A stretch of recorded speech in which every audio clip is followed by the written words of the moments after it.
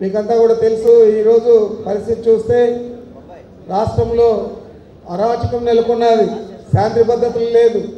చాలామంది వైఎస్ఆర్ కాంగ్రెస్ పార్టీ కార్యకర్తలు కానీ నాయకులు కానీ దారుణంగా హత్యగా వచ్చిన విషయాలన్నీ కూడా మీరు మీడియాలో కానీ పత్రికల్లో కానీ చూస్తుంటారని చెప్పి కూడా మీకు తెలియజేస్తున్నాను.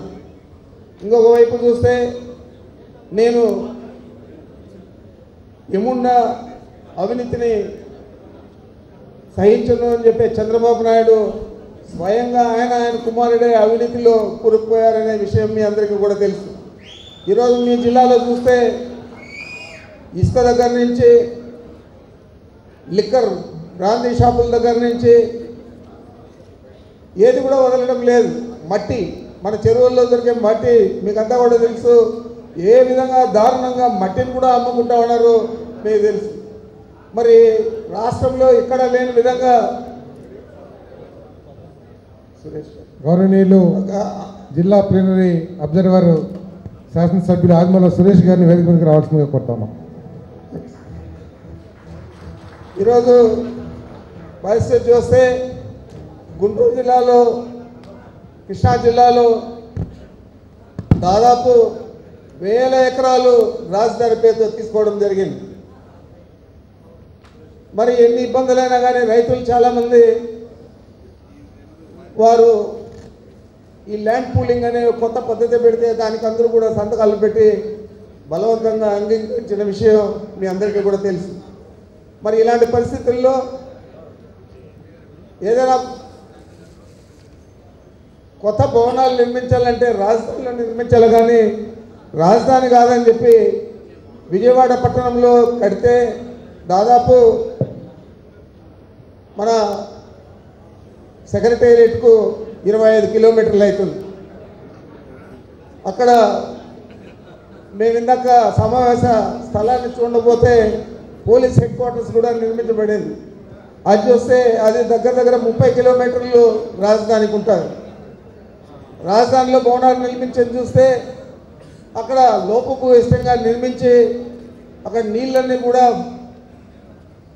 ఆఫీసుల్లోకంతా కూడా చొచ్చుకొస్తే ఇదంతా కూడా జగన్మోహన్ రెడ్డి గారు వైఎస్ఆర్ కాంగ్రెస్ పార్టీ వారు చేసిన కుట్ర అని చెప్పారు.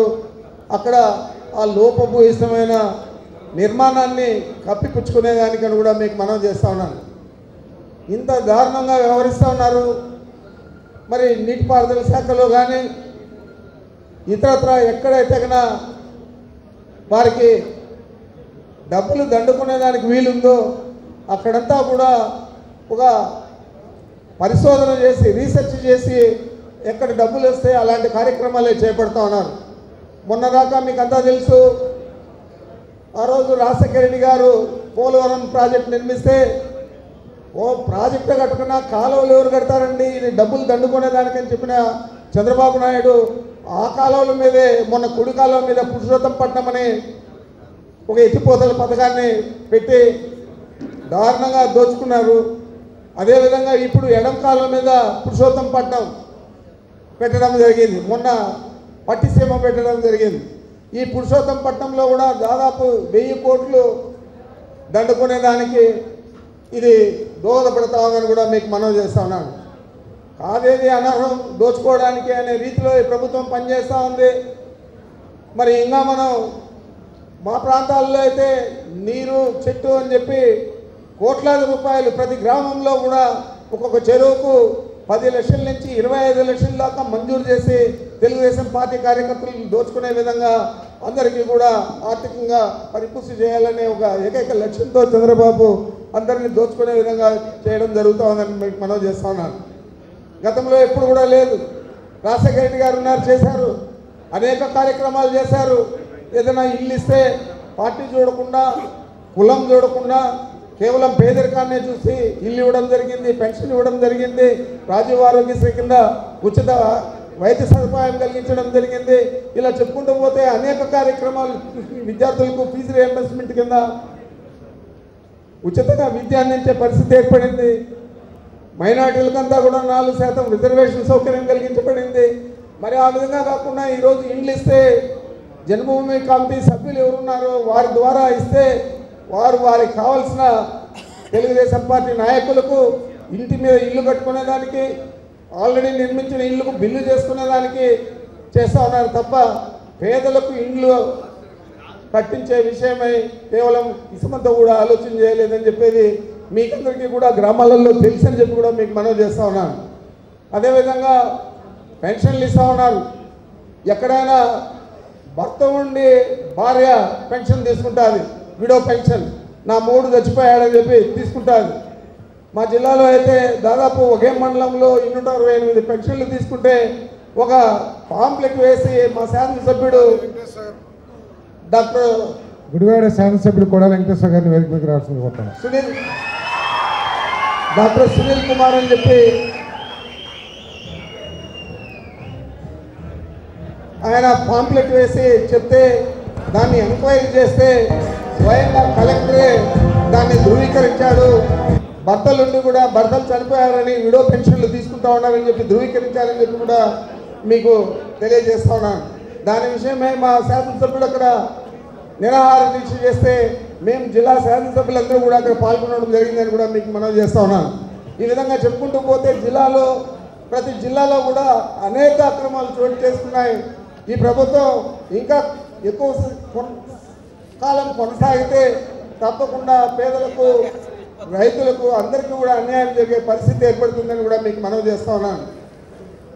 మన జగన్మోహన్ రెడ్డి గారేమో నేను రాజశేఖర రెడ్డి కుమారుడుగా నేను ఏదైనా చెప్తే దాన్ని తూచా తప్పకుండా అమలు చేయాలా. ఇలాంటి పరిస్థితుల్లో మనం రైతు రుణాలు ఇచ్చేది కష్టమని చెప్పి మా జిల్లాలోనే కాళహస్తి పట్టణంలో రాత్రి 2:30 దాకా ఈ మేనిఫెస్టో కమిటీ సమావేశం జరిగితే నేను కూడా దాంట్లో సభ్యుడిగా ఉండి నేను చాలా వరకు చెప్పాను. తెలంగాణలో కూడా ₹1,00,000 లెక్కన అక్కడ కేసీఆర్ గారు రైతు రుణాలు మాఫీ చేస్తున్నారు. మనం అది చెప్తే తప్పకుండా అధికారంలోకి వచ్చేదానికి అవకాశం ఉంటుంది, మీరు చెప్పి తీరాలని చెప్పి ఎంత ప్రయత్నం చేసినా ఆయన లెక్కలన్నీ వేసి మనం మొత్తం రుణాలు అయితే 84,000 కోట్లు అవుతుంది, ఒక ₹1,00,000 వరకే అయితే 54 కోట్లు అవుతుంది. ఇంత డబ్బులు మనం తెచ్చి చేయలేము, రేపు నేను అసమర్థ ముఖ్యమంత్రి అని ప్రజలందరూ కూడా నన్ను అనేదే కాకుండా రాజశేఖర రెడ్డి గారి కడుపున ఇలాంటి వ్యక్తి పుట్టాడని చెప్పి నా తండ్రి కూడా నేను చెడ్డ పేరు తెచ్చిన వాడైతాను, ప్రతిపక్షంలో కూర్చున్నానికైనా నేను సిద్ధంగా ఉన్నా తప్పితే నేను అబద్ధపు హామీలు ఇవ్వలేనని చెప్పి ఆ రోజు ఆయన చెప్పాడు. మాకందరికీ బాధ అయింది ఆ రోజు. కానీ ఈరోజు పరిస్థితి చూస్తే చంద్రబాబు నాయుడు చేసే హామీలన్నీ కూడా ఏ విధంగా అమలు చేయలేకపోయాడో ఆ విధంగా చూస్తే జగన్మోహన్ రెడ్డి గారు రోజు చేసిన మంచి పనే అది అని చెప్పి మాకందరికీ కూడా అనిపిస్తాం. ఈరోజు పరిస్థితి చూస్తే అనేక హామీలు ఇచ్చాడు. 100 పేజీల మేనిఫెస్టోలో దాదాపు 600 హామీలన్నీ, ఎన్నికల హామీలన్నీ కూడా ఇవ్వడం జరిగింది. ఏదైనా ఒకటైనా అమలు చేస్తాడని సోదరి మండలందరినీ కూడా నేను అడుగుతూ ఉన్నాను. ఏ గ్రామంలో ఎక్కడైనా రైతులకు పూర్తి స్థాయిలో రుణాలు మాఫీ అయ్యాయా? మహిళల సంఘాలకు రుణాలు మాఫీ అయ్యాయా? ఎక్కడ కూడా లేదు. ఎక్కడైనా నిరుద్యోగ యువతకు ఇంటికి ఒక ఉద్యోగం అన్నాడు, ఉద్యోగం ఇవ్వలేకపోతే 2,000 నిరుద్యోగ భృతి అన్నాడు, అది ఎక్కడైనా అమలు చేశాడా అని చెప్పి నేను ఈరోజు యువతనంతా కూడా అడుగుతా ఉన్నానని చెప్పి కూడా మీకు మనవి చేస్తున్నా. మరి ఇలాంటి హామీలన్నీ ఇచ్చి అధికారంలోకి వచ్చినాక చూసుకున్నాంలే, ముందైతే రావాలి కదా అని చెప్పి ఒక దురుద్దేశపూర్వకంగా అధికారంలోకి వచ్చి ఈరోజు ఆ హామీలన్నీ కూడా నెరవేర్చకుండా ఇంకా మనం కొద్ది రోజులే అధికారంలో ఉంటాం, తిరిగి ఎలాగూ వైఎస్ఆర్ కాంగ్రెస్ పార్టీ అధికారంలోకి వస్తుంది, అంతలోపల ఈ రాష్ట్రాన్ని ఎన్ని విధాలా దోచుకోవాలో అన్ని విధాలా దోచుకోవాలని చెప్పి కుటుంబ సమేతంగా మంత్రులు, శాసనసభ్యులు, పార్లమెంట్ సభ్యులు, కేంద్ర మంత్రులు అందరూ కూడా కుట్రపూరితంగా వ్యవహరిస్తూ ఉన్నారు. ఈ రాష్ట్రంలో అంతా చాలా అవినీతిమయమైపోయింది ఇక్కడ పరిపాలనని కూడా మీకు మనవి చేస్తూ ఉన్నాను. ఇవన్నీ కూడా మనం తిరిగి రాజశేఖర రెడ్డి గారి పాలన తెచ్చుకోవాలన్నా, రాజశేఖర రెడ్డి గారిని మళ్ళా మనం గుర్తు చేసుకునే విధంగా గ్రామాలలో మనం అన్ని కార్యక్రమాలు, సంక్షేమ కార్యక్రమాలన్నీ కూడా మనం చేపట్టాలన్నా ఒక జగన్మోహన్ రెడ్డి గారు ముఖ్యమంత్రి అయితే తప్ప ఇవన్నీ కూడా సాధ్యం కాదు. అంచేతే మనం అందరూ కూడా ఈ రాబోయే 1 సంవత్సరం రోజులు ఎన్ని కష్టాలైనా భరించి జగన్మోహన్ రెడ్డి గారిని ముఖ్యమంత్రిని చేసుకోవడం కోసం అందరం కూడా కృషి చేయాలని చెప్పి మనసారా కోరుకుంటూ నాకు అవకాశం ఇచ్చిన మీ అందరికీ నమస్కరించుకుంటున్నాను. సభకు నమస్కారం. సభ వేదిక మీద ఉన్న పెద్దలకి, ఆశీస్సులైన మీ కార్యకర్తలందరికీ వందనం. ఇవాళ మీరు రాష్ట్రంలో చూస్తే ప్రభుత్వం అన్ని విధాలుగానూ ఫెయిల్యూర్ అయింది. అది కప్పిపుచ్చుకోవడానికి ప్రభుత్వం కొంతసేపు కేంద్ర నాయకత్వం మీద నెపం మోయటం, వాళ్ళు డబ్బులు ఇవ్వట్లేదు, లేకపోతే అది చేయట్లేదు, ఇది చేయట్లేదని, లేకపోతే ప్రతిపక్ష నాయకుడిగా జగన్మోహన్ రెడ్డి గారి మీద 4 దుమ్మెత్తిపోయటం, ఇక ఈ 2 అరిగిపోయిన గ్రామఫోన్ రికార్డ్ లాగా అయిపోయి వాళ్ళ సొంత ఎమ్మెల్యేల మీద ఇవాళ వ్యతిరేకత వస్తుంది అని వాళ్ళ నాయకత్వం నమ్ముతుంది. అలానే ప్రజల్లో కూడా నమ్మకం లేక రోజుకు ఒక మాట మాట్లాడుతున్న తీరు మీరు చూస్తున్నారు. ఇవాళ అధికారం ఇచ్చింది 5 సంవత్సరాలు. 3 సంవత్సరాల్లో మనం ఏం చేసాం, మిగతా 2 సంవత్సరాల్లో ఏం చేస్తున్నాం అనేది ప్రజలకు చెప్పాల్సిన అవసరం ఉంది. అది మానేసి 2030లో ఇది చేస్తాం, 2050లో ఇది చేస్తాం అని రోజుకు ఒక తీరుగా మాట్లాడుతున్నది మీరు చూస్తున్నారు. ఇప్పటి వరకు చేసింది మీరు చూస్తే ఏదో అమరావతి అని రాజధాని భ్రమ కల్పించడం, 4 టెంపరీ షెడ్లు వేయటం, లేకపోతే 4 లిఫ్ట్ పంపులు వేయటం, ఇదే అభివృద్ధి. మన కృష్ణా డెల్టా రైతాంగం చూస్తే క్రితం సంవత్సరం రైతులు డ్రైన్స్లో మోటార్లు వేసి వర్షాల మీద పండించిన పంటే తప్ప కాలువలకు సకాలంగా వచ్చింది లేదు. పంట కాలువలకు కూడా మోటార్లు వేసిన దుస్థితి క్రితం సంవత్సరం మనం చూసాం. దానికి ప్రభుత్వం చెబుతున్నది మనకేదో భిక్షం వేసినట్టు, ఏదో పంపుల ద్వారా నీళ్లు తీసుకొచ్చాము. మనకి రైట్ ఉంది కృష్ణా డెల్టా రైతాంగానికి, 160 టీఎంసీల రైపీరియన్ రైట్స్. అది వదిలేసి కాకమ్మ కథలు చెప్పటం. మొన్నే చూశాను ఎక్కడో జూన్లో ఫస్ట్ టైం కాలువలుగా నీళ్లు వదిలాము అని. ఆయన ముఖ్యమంత్రిగా ఉన్న 12 సంవత్సరాల్లో జూన్లో నీళ్లు వదలటం వాస్తవం. కానీ రాజశేఖర రెడ్డి గారు ముఖ్యమంత్రి అయిన 5 సంవత్సరాలు జూన్లోనే వాటర్ వదిలారు. మీరు వెనక పరిశీలించి చూసుకోండి. ఇవాళ రైతు సంక్షేమ ప్రభుత్వం అని చెప్పుకుంటున్నారు. ఏమిటి రైతు సంక్షేమం చేసింది? మార్కెట్ ఇంటర్వెన్షన్ ఫండ్ ఇచ్చారా, లేకపోతే వ్యవసాయ ఉత్పత్తులు మానేసి మిర్చి పంట వేయమని చెప్పింది లాస్ట్ ఇయర్ చెప్పింది మాట వాస్తవం కాదా? ఇవాళ మిర్చి రైతులు ఎంత దౌర్భాగ్య స్థితిలో ఉన్నారో మీరంతా చూశారు. మార్కెట్ ఇంటర్వెన్షన్ ఫండ్ ఎందుకు ఇవ్వలేదు? రైతులకి గిట్టుబాటు ధర ఎందుకు ఇవ్వట్లేదు?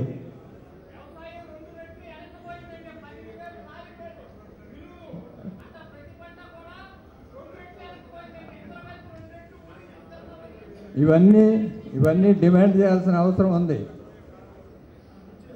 రైతు సంక్షేమ ప్రభుత్వం అని చెప్పుకునేది ఇదివరకు జరిగింది మర్చిపోయినట్టున్నారు చంద్రబాబు నాయుడు గారు. అనేక విషయాలు మర్చిపోయినట్టే. హైదరాబాద్ బషీర్బాగ్లో కాల్పులు తప్పింది మర్చిపోయారు. వెస్ట్ గోదావరి కాల్దారి సంఘటనలో కాల్పులు తప్పింది మర్చిపోయారు. రాజశేఖర రెడ్డి గారు ఉచిత విద్యుత్ ఇస్తానంటే బట్టలు ఆరేసుకోవడానికి కూడా పనికిరాదనేది మర్చిపోయారు. రైతు వ్యవసాయమే దండగానే చెప్పిన మాటలు మర్చిపోయారు. ఇవాళ కవులు చెబుతున్నారు. అందుకని మీరంతా నిలదీయాల్సిన అవసరం ఉంది. కృష్ణా డెల్టా మోడర్నైజేషన్ పనులు ఇంతవరకు ప్రారంభించలేదు. అవి గాలికి వదిలేశారు. మార్కెట్ ఇంటర్వెన్షన్ ఫండ్ గురించి కానీ లేకపోతే గిట్టుబాటు ధరల గురించి కానీ పోరాటం చేయాల్సిన అవసరం ఉంది.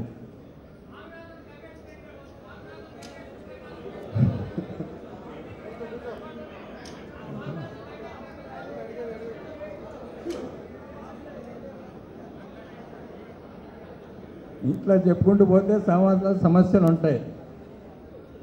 అందుకని మీరంతా ఈ తడవ పోరాటం చేసి ఇప్పుడున్న ప్రభుత్వాన్ని వచ్చే ఎలక్షన్లో దించి మన ప్రభుత్వం వచ్చి మనం అన్నీ సాధించుకునే వ్యవహారాలన్నీ చూడండి. ఇదే నా పిలుపు. Thank you very much. సభాధ్యక్షులు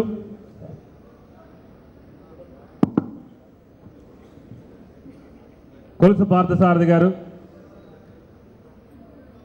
పెద్దిరెడ్డి రామచంద్రారెడ్డి గారు, బొత్స సత్యనారాయణ గారు, ఇంకా వేదిక మీద ఉన్న పెద్దలందరికీ, అంబటి రాంబాబు గారు, సురేష్ గారు, చుట్టాలు వచ్చారు కాబట్టి చుట్టాలని చెప్పుకుందాం. విచ్చేసినటువంటి వైఎస్ రాజశేఖర రెడ్డి గారి కుటుంబ సభ్యులందరికీ నా హృదయపూర్వక నమస్కారాలు.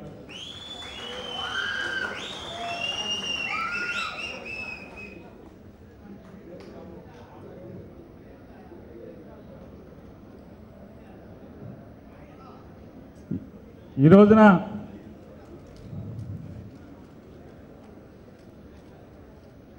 వైఎస్ఆర్ కాంగ్రెస్ పార్టీలో మనందరికీ, ప్రతి కార్యకర్తకి కూడా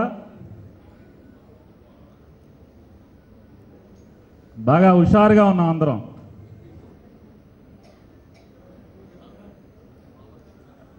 రోజు రోజుకి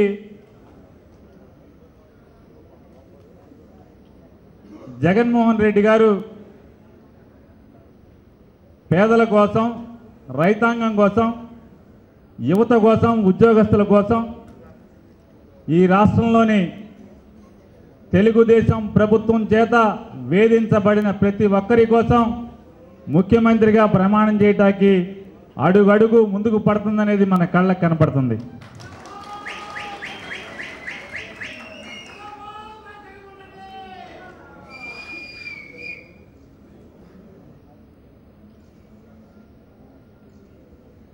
జగన్మోహన్ రెడ్డి గారు ఎప్పుడు వస్తాడా, మళ్ళీ రాజశేఖర రెడ్డి గారి ప్రభుత్వం ఎప్పుడు తీసుకొస్తాడా అని ప్రతి ఒక్కళ్ళు ఈ రాష్ట్రంలో ఎదురు చూసే పరిస్థితి ఇవాళ ఉండటమే ఇవాళ వైఎస్ఆర్ కాంగ్రెస్ పార్టీలో ఉన్నటువంటి ప్రతి కార్యకర్తకి కూడా ఉత్సాహానికి కారణం. నియోజకవర్గాల్లో ఎక్కడ ప్లీనరీ పెట్టినా కూడా కుర్చీలు 1000 కుర్చీలు వేస్తే 2000 మంది జనం. సరే, రెండో ఆయన బావకుమార్ గారు 1000 వేసాడు, చాలలేదు 2000 మంది వచ్చారని చెప్పని పక్కన ఉన్నటువంటి నేను సరే 1500 కుర్చీలు వేద్దామని చెప్పి వేస్తే 2500 మంది నా దగ్గర. ఈ రకంగా మూలనున్నటువంటి లేదా నిరుత్సాహంగా ఉన్నటువంటి లేదా మనకి ఇంకా మంచి కాలం రాలేదని 2 సంవత్సరాల నుంచి బాధలు పడుతున్నటువంటి మానసికంగా ప్రతి ఒక్క రాజశేఖర రెడ్డి గారి కుటుంబ సభ్యుడు కూడా కండువా దులిపి ఈ ప్లేనరీకి వచ్చినటువంటి పరిస్థితులు చూస్తుంటే ఖచ్చితంగా రాబోయేది రాష్ట్రానికి మంచి రోజులుగా మనకు కనపడుతుంది. మన జిల్లాకు వచ్చేప్పటికీ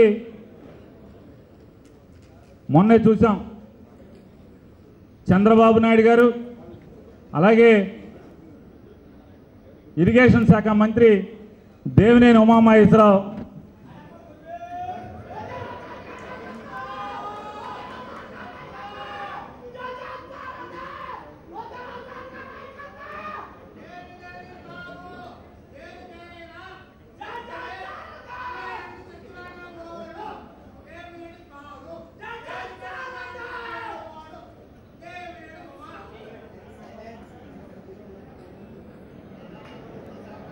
అలాగే మా ఊరు ఎమ్మెల్యే ఈ రాష్ట్రానికి మంత్రిగా ఉన్నటువంటి కొల్లు రవీంద్ర గారు వీళ్ళందరూ కలిసి మొన్న ప్రకాశం బ్యారేజీ దగ్గర నీళ్ళు వదులుతా ఫోటోలు దిగి పూలేశారు. ఆయన మాట్లాడుతున్నాడు, కృష్ణా డెల్టా చరిత్రలో మొట్టమొదటిసారిగా జూన్లో నీళ్ళు ఇచ్చిన ప్రభుత్వం మాదే అని చెప్పని మాట్లాడుతున్నాడు.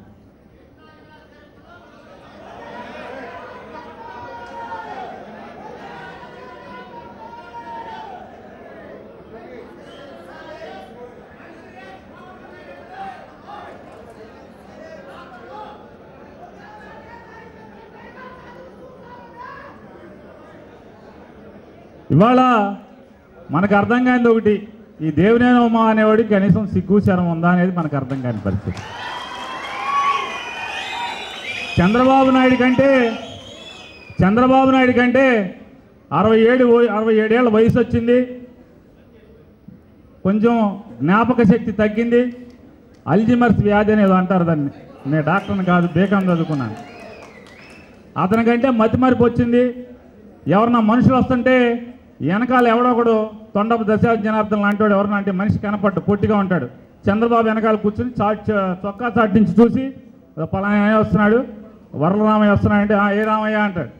అక్కడి నుంచి ఏమంటే బుద్ధప్రసాద్ వస్తాడు, ఈ పక్క నుంచి అంటే బుద్ధప్రసాద్ అంటే మనుషుల్ని గుర్తుపట్టలేని పరిస్థితిలో కూడా చంద్రబాబు వెళ్ళిపోయాడని తెలుగుదేశం వాళ్ళే మాట్లాడుకున్నాను, నేను మాట్లాడట్లేదు. చంద్రబాబు నాయుడు మర్చిపోయాడంటే అర్థం ఉంది.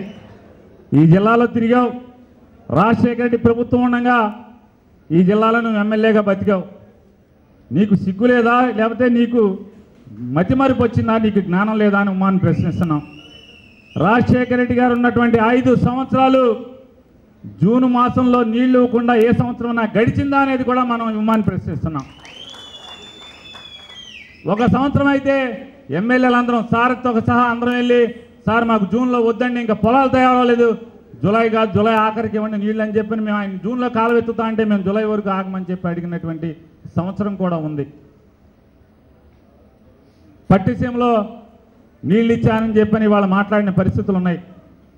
పట్టిసీమన ఇవాళ కాలు రేగేసి మాట్లాడేటువంటి ఈ దేవినేని ఉమా, ఈ సొల్లు కబుర్లు చెప్పేటువంటి దేవినేని ఉమా గారు, రాజశేఖర రెడ్డి గారు పోలవరం ప్రాజెక్టుకి శంకుస్థాపన చేసి కాలువలు కడతంటే ఇదే నోటితో ఏదైతే ఇవాళ బొంకుతున్నాడో ఉమా గారు, ఆ నోటితో ఆ రోజు మాట్లాడాడు. డ్యాము పూర్తవకుండా కాలువలు దేని కడినటువంటి ఈయనేదో ఆయన అంటే అనుకుంటూ ఉంటాడు దేవినేని ఉమా గారు తనుకుతాను. మరి ఇంజనీరింగ్ చదివాడు, సివిల్ చదివాడా, ఏం చదివాడో నాకైతే తెలీదు. దేవినేని నెహ్రూ గారు క్వార్టర్లో అయితే కాగితాలు రాస్తూ ఉంటాడని చెప్పుకుంటూ ఉంటారు నెహ్రూ గారు జీవించున్నప్పుడు. సోడాలమ్మ ఆయన వేరు, ఆయన లేడు.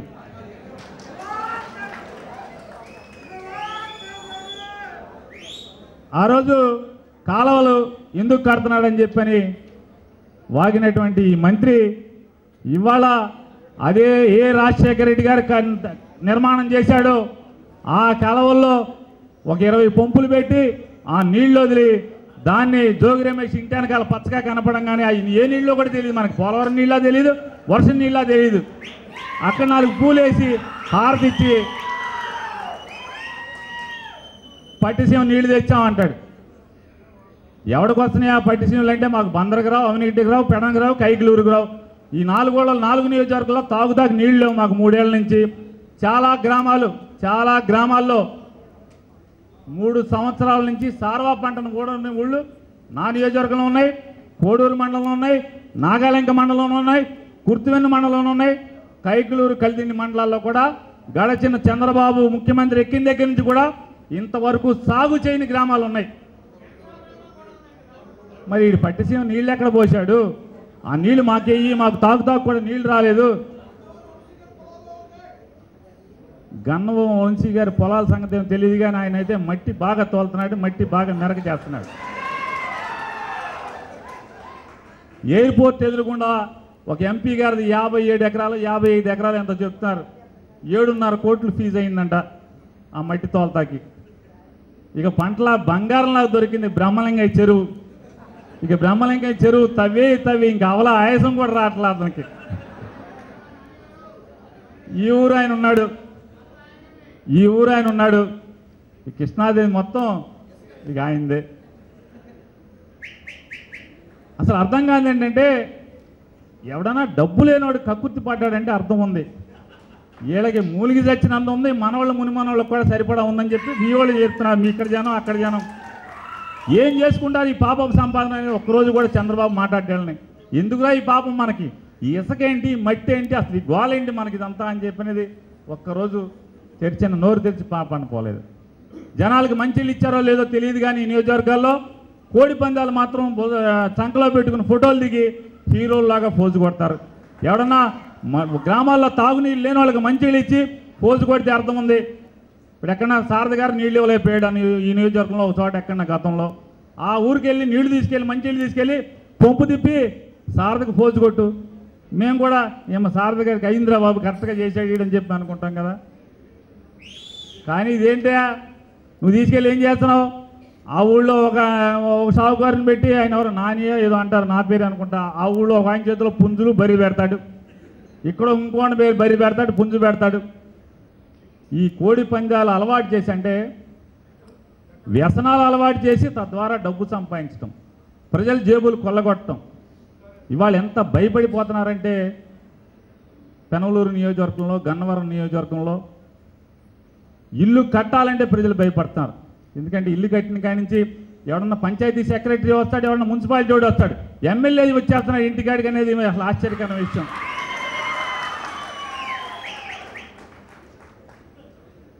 ఎమ్మెల్యే అర్థం కాల పెనమలూరు వాళ్ళకి, గన్నవరం వాళ్ళకి. ఏంటి ఎమ్మెల్యే మన ఇంటికి ఎట్టా వస్తున్నాడు, మనం ఇల్లు కడతాం, ఇంత మారుమూల కదా, ఓటు అడుగుతా కూడా మన ఇంటికి రాదు, ఇక్కడ ఇప్పుడు ఎట్టా వచ్చాడు అని చెప్పి అనుకుంటే ఇసుక బండి ఒకటి, ఇటుకరాయి బండి లారీ ఒకటి, రెండింటికి జారా వెళ్తూ ఉంటుంది, ఇటుకరాయి ఎర్రపొడి వెళ్తూ ఉంటుంది, ఇసుక వెళ్తూ ఉంటుంది. వాటిని పట్టుకుని వీళ్ళు వచ్చేస్తున్నారు అనేది వాళ్ళకి అర్థమైంది. వీళ్ళకి రావటం ప్లాన్ ఉందా, ఎట్టా కడతావు, కరెంట్ ఎట్టా ఇచ్చావు, కరెంట్ తీసేసామని. మొన్న ఒక ఆయన ఒక టీ స్టాల్లో, కంకిపాడులో టీ స్టాల్ దగ్గర టీ తాగుతున్నాను, నాకు అలవాటు. టీ తాగుతా ఊరికి అది ఇది మాట్లాడుతుంటే ఒక ఆయన పేరు శ్రీనివాసరావు ఏదో చెప్పాడు, నేను తెలుగుదేశమేనండి, బాగా కరెంట్ కట్టిన, బాగా నాకు డబ్బులు ఉన్నాయి, నేను ఖర్చు పెట్టాను, ఏంటి ఆ పరిస్థితి ఇక్కడ ఎలా ఉంది, ఏంటి పరిస్థితి, మా సారథికి బాగుందా, ఎమ్మెల్యేకి బాగుందా, ఏంటి పరిస్థితి ఇక్కడ బాగా చేస్తున్నాడా అని అడిగాను. ఆయన అన్నాడు, మొన్న ఏదో సైకిల్ మీద వెళ్తున్నామండి, ఇంటింటికి బజారు బజా సమస్యలు కనుక్కుందామని. గబాలన ఎమ్మెల్యే గారు సైకిల్కి బ్రేక్ వేసాడు. ఏంటి బ్రేక్ వేసేయండి అని మేము కూడా ఆగాం. ఈ 50 ఎవడు కట్టాడు అన్నాడు. వెంటనే ఆయన చెవులోకి వెళ్ళి, సార్ మనోడే సార్, మన ఎలక్షన్ కూడా మనం బాగా చూశాడు. ఎలక్షన్ చూసి ఎవడు చూసి ఏంటారు, అప్పుడు మనకు పంపలేదు కదా, వెంటనే కరెంట్ ఎవడు ఇచ్చాడు అడిగి వెంటనే ఈయన పిలవడం, కరెంట్ కట్ చేసేయమన్నారు. చివరికి చెప్పాడు, సార్ బతిమాలి బామాలి 25,000 రూపాయలు ఆయనకి ఇచ్చి నేనే మధ్యవర్తం చేశానండి. ఎవరింటి పక్కన నాకు తెలియదండి, టీ స్టాల్లో జరిగింది చెప్తున్నాను.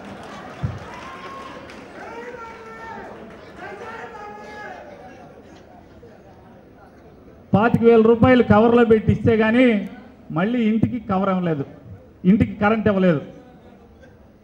ఈ రకమైన బాధలు, ఇన్ని బాధలు ఒకటి కాదు అర కాదు. జనం కరడు కట్టిన తెలుగుదేశం వాళ్ళు కూడా ఎప్పుడు పోద్రా ఈ దరిద్రం అని చెప్పని ఆలోచించే స్థితిలో ఇవాళ తెలుగుదేశం ప్రభుత్వం ఉంది. అయితే మనకు ఒక అదృష్టం కూడా ఉన్నది. చంద్రబాబు నాయుడు గారు ఉన్నారు, పక్కన లోకేష్ బాబు కూడా ఉన్నాడు. ఆయన మన కొద్దిగా సహాయం చేసే పద్ధతుల్లో కనిపిస్తా ఉన్నాడు. ఎందుకంటే నందమూరి తారక రామారావు గారు ఈ రాష్ట్రాన్ని పరిపాలించినటువంటి వ్యక్తి, ప్రజల గుండెల్లో చిరస్మరణీయమైన ముద్ర వేసుకున్నటువంటి వ్యక్తి లైక్ రాజశేఖర రెడ్డి గారు. అలాంటి ఎన్టీ రామారావు గారు ముఖ్యమంత్రి ఉన్నప్పుడు కూడా ఆయన కూడా పాపం సంతానం చాలా పెద్ద సంతానం. హరికృష్ణ, బాలకృష్ణ, ఇంకా చాలామంది కృష్ణులు ఉన్నారు ఆయనకి. ఏ ఒక్కరిని కూడా మంత్రివర్గంలోకి తీసుకురావాలనో ముఖ్యమంత్రిగా చేయాలనో ఆశపడలేదు. కానీ ఆయనకి రానటువంటి ఆశ చంద్రబాబు నాయుడు గారికి వచ్చింది. ఒకే ఒక్క కుమారుడు, ఆయన ఏదో ఒక విధంగా ఇన్సర్ట్ చేయాలని, ఆయన ఏదో ఒక విధంగా తీసుకొచ్చి మంత్రివర్గంలో పెట్టాలని, ఆ తర్వాత ఆయన్ని ముఖ్యమంత్రిగా చేయాలనేటువంటి ఒక దుర్బుద్ధితో ఇవాళ రాష్ట్రాన్ని పరిపాలన చేస్తున్నటువంటి ముఖ్యమంత్రి గారు నిర్ణయాలు చేశాడు. ఈ నిర్ణయాలు తప్పు అని చెప్పవలసినటువంటి బాధ్యత ప్రజల మీద ఉందని మనం చేస్తున్నాం. ఏమి నాకు అడుగుతాను, నేను తెలియక అడుగుతాను. మీ అబ్బాయి రాజకీయాల్లోకి తీసుకురా తప్పులేదు, ఎందుకంటే చాలామంది ముఖ్యమంత్రి కుమార్ రాజకీయాల్లోకి వచ్చారు. రాసబాటలో రావాలి, ఏదో ఒక నియోజకవర్గం కుప్పమో లేకపోతే మరొకటో అక్కడ నిలబడి గెలిచి ప్రజల్లో విశ్వాసం పొంది వచ్చి మంత్రిగా చేస్తే బాగుంటుంది. కానీ దొడ్డిదోవన ఎమ్మెల్సీగా పోటీ చేసి ఎమ్మెల్సీ నుంచి వచ్చి ఇవాళ ప్రజాసేవ చేస్తాడట. మొన్న మహానాడులో చెప్తున్నాడు, నేను ప్రజాసేవ చేయడానికి వచ్చాను, ప్రజల్లో కలిసిమెలిసి ఉండడానికి వచ్చాను. నువ్వు ప్రజాసేవ చేయడానికి వచ్చావా?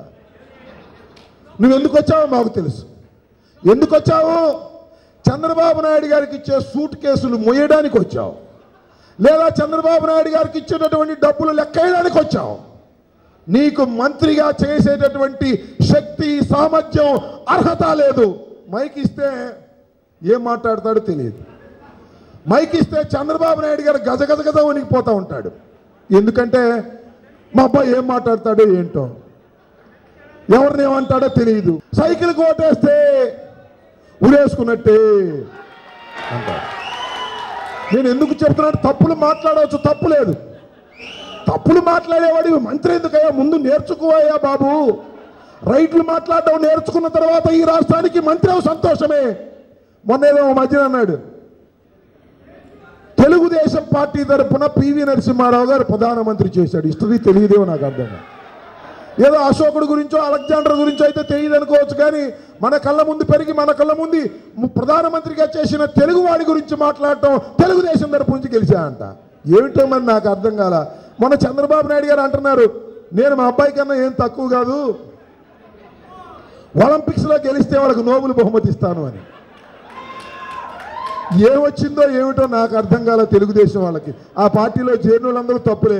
పాప మా మిత్రుడు జలీల్ ఖాన్ గారు ఫ్యాన్ గుర్తు మీద గెలిచాడు. ఆయన ప్రారంభించాడు బీకాంలో ఫిజిక్స్ ఉంటుందని. అక్కడి నుంచి మొదలు చంద్రబాబు నాయుడు గారు, లోకేష్ బాబు గారు, ఆయన ఎవరో ఈ మధ్యన బండారు సత్యనారాయణమూర్తి బూతులే మాట్లాడాడు ప్రెస్ మీట్లో. ఇంకపోతే జేసీ దివాకర్ రెడ్డి గారు ఉన్నాడు, ఆయన ఏం మాట్లాడతాడో ఆయనకి తెలియదు. వాళ్ళ తమ్ముడు ఉన్నాడు, మామూలు బూతులు కాదు, పచ్చి బూతులు మాట్లాడతాడు. తెలుగుదేశం వాళ్ళు ఏమి తిన్నారో ఏమిటో, ఏ పిచ్చికాయలు తిన్నారో, ఏం తగలడ్డారో మనకు తెలియదు, కానీ నోరు తెరిస్తే బూతులు, పచ్చి అబద్ధాలు, వ్యంగ్యాలు తప్ప మరొకటి లేనటువంటి దౌర్భాగ్యమైన పరిస్థితుల్లో ఇవాళ తెలుగుదేశం పార్టీ నడుస్తూ ఉన్నది. కాబట్టి మీ అందరికీ మనవి చేసేది ఏమిటంటే, ఇలాంటి దౌర్భాగ్యమైనటువంటి రాజకీయ పార్టీని ఓడించి తీరవలసినటువంటి చరిత్రాత్మకమైనటువంటి అవసరాన్ని గుర్తించవలసినటువంటి బాధ్యత ఉంది. ఇందాక చెప్పారు చాలా మంది ఇక్కడ స్థానికంగా ఎమ్మెల్యేలు అద్దోసు బాబు, నువ్వు ఆగయ్యా లేకపోతే నువ్వు మాట్లాడొచ్చి. ఇక్కడ స్థానికంగా ఎమ్మెల్యేల గురించి చెప్పారు. ఒక ఆయన మట్టి అమ్ముకుంటున్నాడు, ఒక ఆయన అది అమ్ముకుంటున్నాడని. అసలు కృష్ణా జిల్లాలో ఏముంది? ఏ ఊరు వెళ్ళినా, ఏ నియోజకవర్గం వెళ్ళినా అమ్ముకోవడం తప్ప రెండో పని లేకోకుండా ఎమ్మెల్యేలు తయారయ్యారని మనం చేస్తున్నాం. సరే, ఇక ఉమా గారి గురించి నేనేం చెప్పాల్సిన అవసరం లేదు. ఆయన డబ్బులు వసూలు చేయటం, చంద్రబాబు నాయుడు గారికి, లోకేష్ బాబు గారికి పంచటం, ఆ మోచ ఎమ్మట జారిపోయింది ఆయన తీసుకోవడం. ఇలాంటి పరిస్థితుల్లో ఇరిగేషన్ మినిస్టర్ గారి పని ఏంటంటే ఇరిగేషన్ బాగు చేయటం కాదు, ఇరిగేషన్ ప్రాజెక్ట్స్లో వచ్చేటటువంటి డబ్బులు వసూలు చేసుకునేటటువంటి కార్యక్రమాల్లో ఉన్నారు. కాబట్టి మీ అందరికీ నేను మనవి చేసేది ఏమిటంటే, కృష్ణా జిల్లా అనేది చాలా చరిత్రాత్మకమైనటువంటి జిల్లా. గుంటూరు జిల్లా కూడా అలాంటిదే. ఈ రెండింటి మధ్యనే రాజధాని కూడా వచ్చింది. ఇది చాలా ప్రాముఖ్యత గల ప్రాంతం. ఈ ప్రాంతంలో తెలుగుదేశం బాగా ధనవంతులైనటువంటి ప్రాంతం. దీన్ని ధైర్యంగా ఎదుర్కోవడానికి మన అందరం సిద్ధం కావాలని, కృష్ణా, గుంటూరు జిల్లాల్లో మెజారిటీ సాధించగలిగితే సునాయాసంగా వైఎస్ఆర్ కాంగ్రెస్ పార్టీ అధికారంలోకి వస్తుందని, జగన్మోహన్ రెడ్డి గారు ముఖ్యమంత్రి అవుతారని, రాజశేఖర రెడ్డి గారు ఏ విధమైన ప్రజారంజక పాలన అందించారో అలాంటి ప్రజారంజక పాలన వైఎస్ రాజశేఖర రెడ్డి గారి కుమారుడైనటువంటి జగన్మోహన్ రెడ్డి వల్లే సాధ్యపడుతుందని సగర్వంగా చెబుతూ, నమ్ముతూ ఈ అవకాశం కల్పించినటువంటి పార్థసారథి గారికి, శ్రీనివాస్ గారికి నా హృదయపూర్వకమైనటువంటి నమస్కారాలు తెలియజేసుకుంటూ మీ దగ్గర సెలవు తీసుకుంటున్నాను. జై హింద్, జై జగన్. ఇది మన పార్టీ సభ, డీసెన్సీగా ఉండాలి. దయచేసి ఎవరు వేలు లేకండి. ఆ వేళ్ళు అలవాటును వచ్చి తప్పించుకోవాలనేది నా రిక్వెస్ట్గా చెప్తున్నాను మీకు.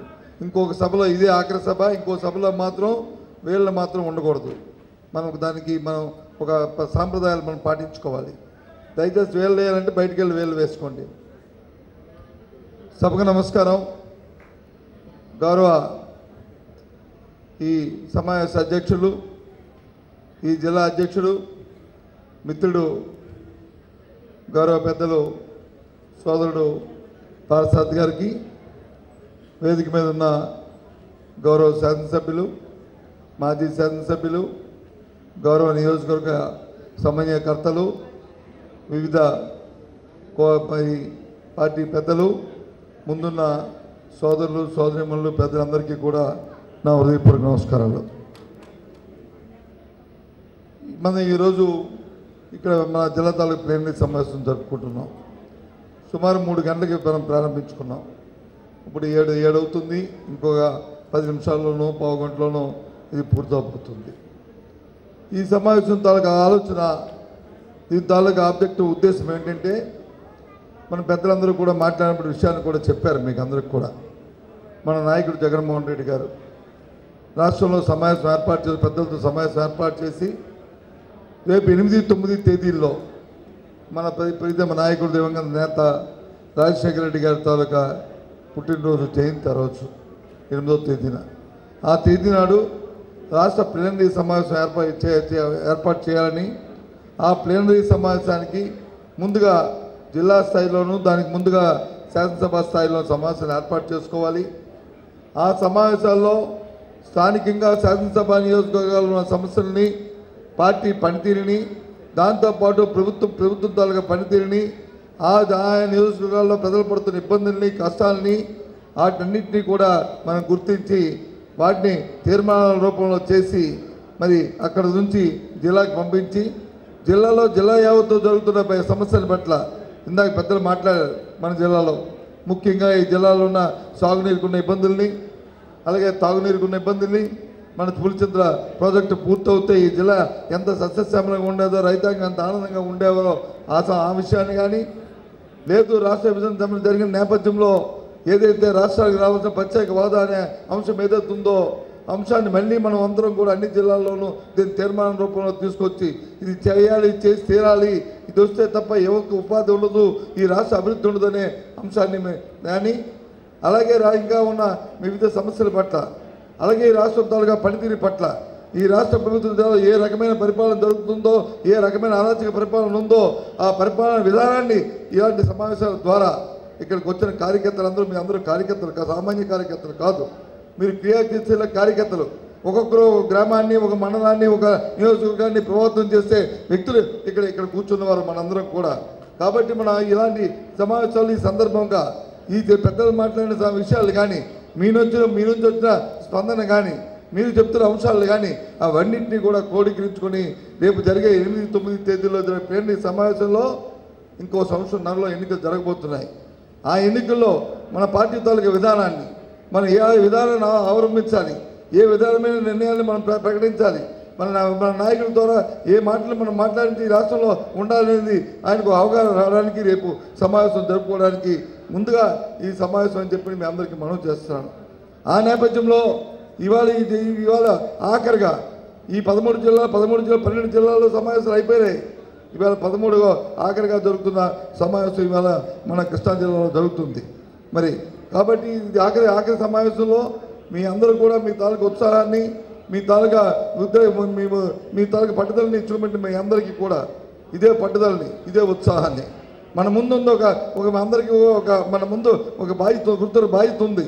ఆ బాధ్యత ఏంటంటే రేపు జరిగే ఎన్నికల సంగ్రామంలో పూర్తిగా మనం విజయం సాధించాలి. ఈ వైఎస్ఆర్సీపీ అధికారం రావాలి, జగన్మోహన్ రెడ్డి ముఖ్యమంత్రి అవ్వాలి. అదే మనం జయంగా ప్రతి ఒక్కరు కూడా మనం శబ్దం కూడాలని మీ అందరికీ కూడా మనం చేస్తున్నాను. చాలామంది చెప్తున్నారు, ఎందుకు జగన్మోహన్ రెడ్డి గారు సీఎం అవ్వాలి, ఎందుకు ఈ రాష్ట్రంలో వైఎస్ఆర్సీపీ అధికారం రావాలి, అధికారం వస్తే తప్ప జగన్మోహన్ రెడ్డి గారు బతకలేరా, అది అధికారమే ధ్యేయమా అని చెప్పి ప్రతిపక్షాలు అడుగుతున్నాయి. మేము చెప్తున్నాం, మాది ఒక రాజకీయ పార్టీ కొన్ని సిద్ధాంతాలు, కొన్ని ఆశయాలు, కొన్ని ఉద్దేశాలు ఉంటాయి.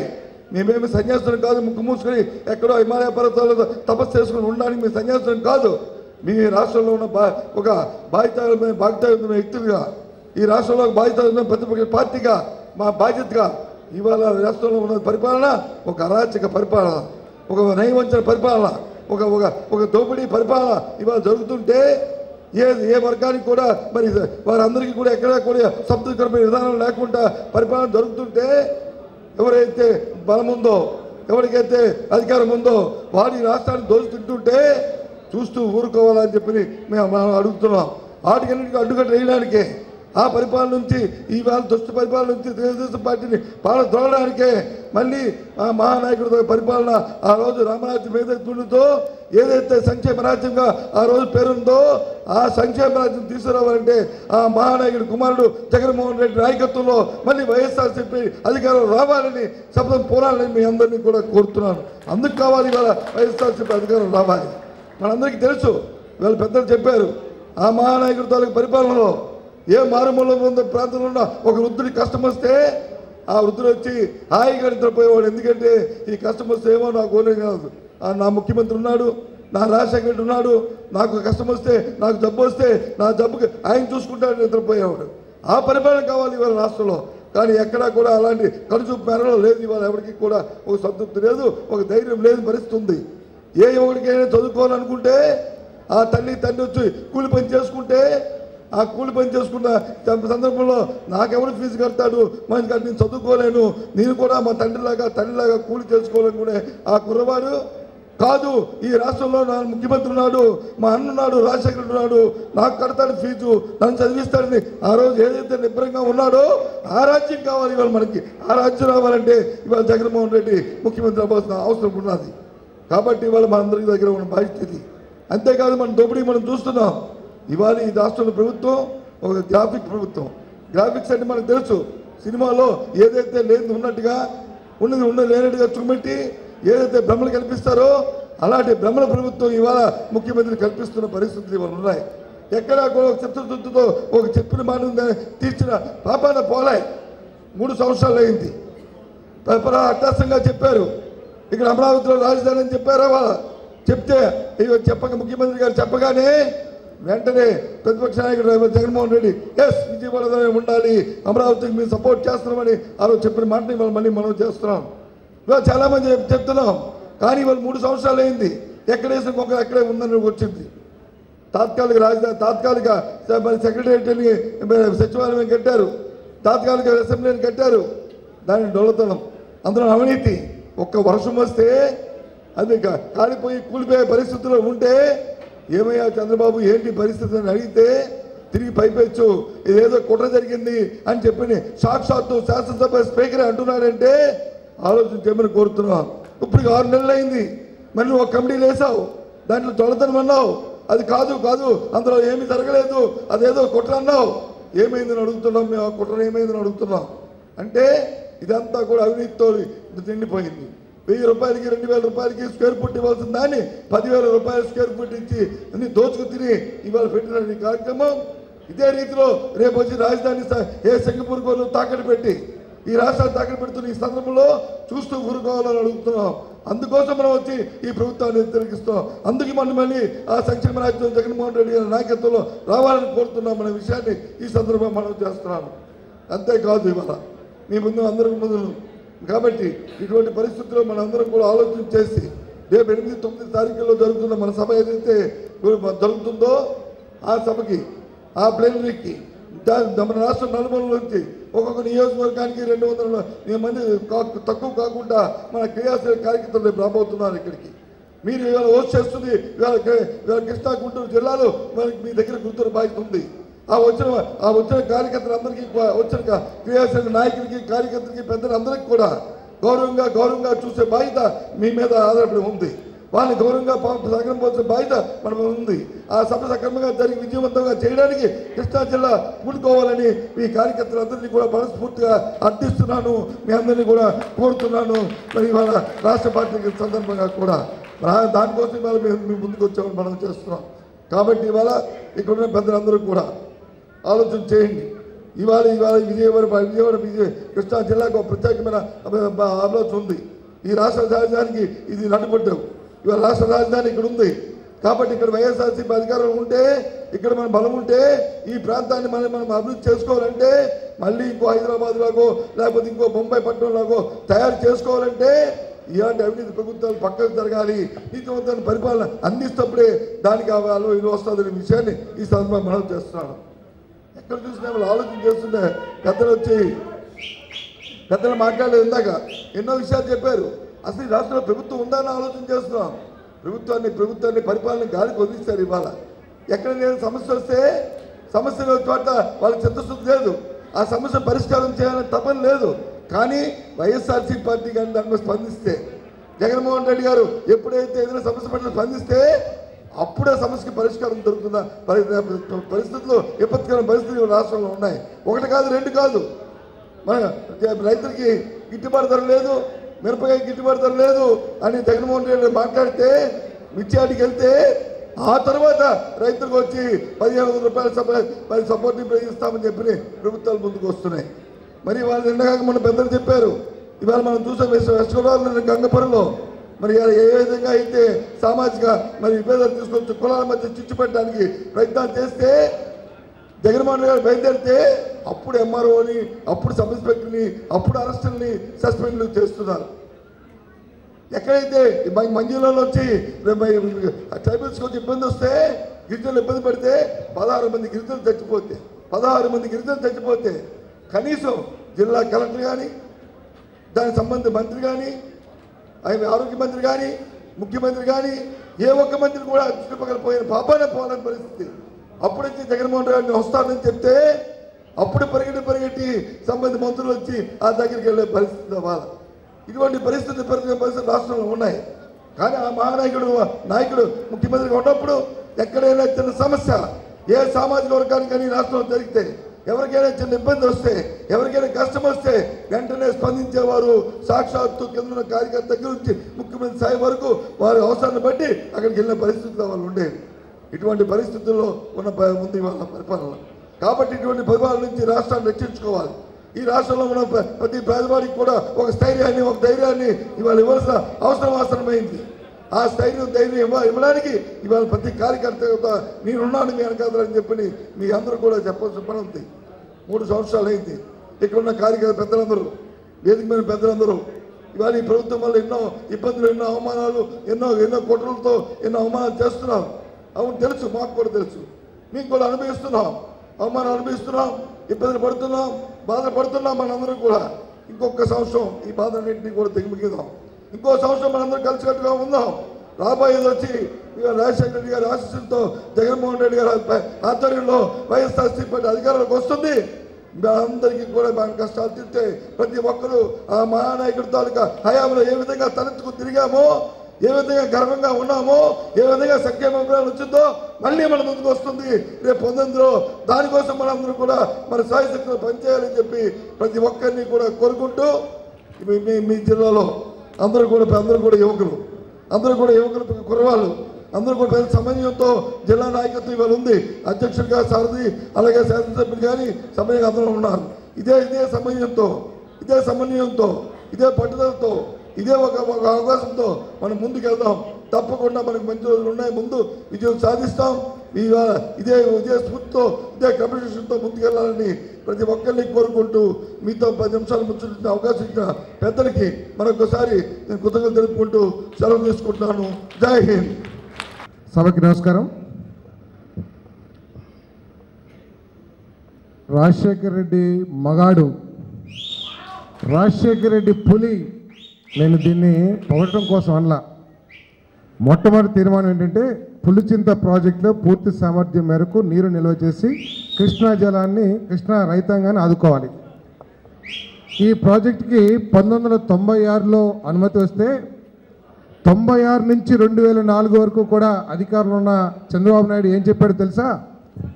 తెలంగాణ శాసనసభ్యులు ఈ ప్రాజెక్ట్ని అడ్డుకుంటున్నారు అని చెప్పేసి ఈ ప్రాజెక్ట్ని కట్టుకోకుండా తప్పించుకుని చూస్తే వెంటనే అధికారంలోకి వచ్చిన రాజశేఖర రెడ్డి గారు ఇది కృష్ణా డెల్టా రైతాంగం హక్కు, ఎవడట్టు వచ్చినా సరే నేను కృష్ణా డెల్టా రైతాంగానికి దీన్ని బహుమతిగా వాళ్ళ హక్కుగా ఇస్తానని చెప్పేసి నిర్మించిన మహా నాయకుడు రాజశేఖర రెడ్డి గారు అని చెప్పేసి మీ అందరికీ మనం చేస్తాను. ఇప్పుడు మీ అందరు కూడా చెప్తా ఉన్నారు తెలుగుదేశం వాళ్ళు, నేనేదో పట్టిసీమ నుంచి నీళ్లు తీసుకొచ్చి ఇక్కడ ఇస్తున్నానని చెప్పేసి కేవలం 130 కోట్ల రూపాయలు ఖర్చు పెడితే గ్రావిటీ మీద ₹1 కూడా ఖర్చు లేకోకుండా నీళ్లు మన కృష్ణా పొలాల్లోకి వచ్చే మార్గం ఉంటే కొన్ని 100 కోట్ల రూపాయలు ప్రతి సంవత్సరం ఖర్చు పెట్టి కరెంటుతో నీళ్లు లిఫ్ట్ చేసి మనకి ఇస్తున్నాడు. ఎందుకంటే దౌర్భాగ్య నాయకుడు ఈ ప్రపంచంలో ఎవరు కూడా ఉండడని చెప్పేసి మనం చేస్తూ వెంటనే ఈ పులిచింతల ప్రాజెక్ట్ని చేయాలని చెప్పేసి మేము డిమాండ్ చేస్తూ తీర్మానం చేస్తా ఉన్నాం. కృష్ణా జిల్లా మోడర్నైజేషన్ ఈ మహానుభావుడే 1996 ఆయన కాలంలో ఈ మోడర్నైజేషన్ పనుల్ని ప్రపోజ్ చేసి ఈ మోడర్నైజేషన్ ద్వారా కృష్ణా జిల్లాల్లో 20 టీఎంసీలు నీరు ఆదా అవుతుంది. ఈ 20 టీఎంసీల నీటిని తెలంగాణ ప్రాంతంలో మహబూబ్ నగర్ దగ్గర భీమా ప్రాజెక్టుకి కేటాయిస్తామని చెప్పేసి ఆ రోజు సంతకాలు పెట్టి తెలంగాణ ప్రభుత్వం వచ్చిన తర్వాత ఆ 20 టీఎంసీలను తీసుకుని భీమా ప్రాజెక్టు పూర్తి చేసుకున్నారు. కానీ ఈ కృష్ణా డెల్టా మోడర్నైజేషన్ మాత్రం పూర్తి చేయడానికి మాత్రం ఎటువంటి ఇంట్రెస్ట్ చూపించని దౌర్భాగ్య ప్రభుత్వం ఇదని చెప్పేసి మనం చేస్తా ఉన్నాను. నేను ఆఖరికి కృష్ణా డెల్టా మోడర్నైజేషన్కి సంబంధించిన నిధులు ఏదైతే ఉన్నాయో ఆ నిధుల్ని ఈ కాలువలు బాగు చేయడానికి లేదా తూములు బాగు చేయడానికి ఖర్చు పెట్టుకోకుండా మంత్రి గారి క్యాంప్ ఆఫీసు అదేవిధంగా ముఖ్యమంత్రి గారి క్యాంప్ ఆఫీసుల్ని రిపేర్ చేయించుకోవడానికి సుందరంగా తీర్చిదిద్దడానికి 100 కోట్ల రూపాయలు ఖర్చు పెట్టిన దౌర్భాగ్య ప్రభుత్వం ఈ తెలుగుదేశం ప్రభుత్వం అని చెప్పేసి మీ అందరికీ మనం చేస్తా ఉన్నాను నేను. కాబట్టి ఈ డెల్టా మోడరేషన్ చివరి కృష్ణా డెల్టాలోని చివరి భూములకి నీరందే విధంగా ఈ డెల్టా మోడరేషన్ పనులు పూర్తి చేయాలని చెప్పేసి మేము డిమాండ్ చేస్తా ఉన్నాం. అదేవిధంగా బందరు పోర్టు ఇంతకుముందు రాజశేఖర రెడ్డి గారు మీ అందరికీ కూడా తెలుసు, చిన్నప్పటి నుంచి కూడా బందరు పోర్టు కావాలని చెప్పేసి మనందరం కూడా కోరుకుంటా ఉన్నాం. ఏ నాయకుడు కూడా ఆలోచన చేయాలా, కేవలం రాజశేఖర రెడ్డి గారు వచ్చిన తర్వాత బందరు పోర్టుకి శంకుస్థాపన చేసి ఆ కార్యక్రమం ప్రారంభమైంది.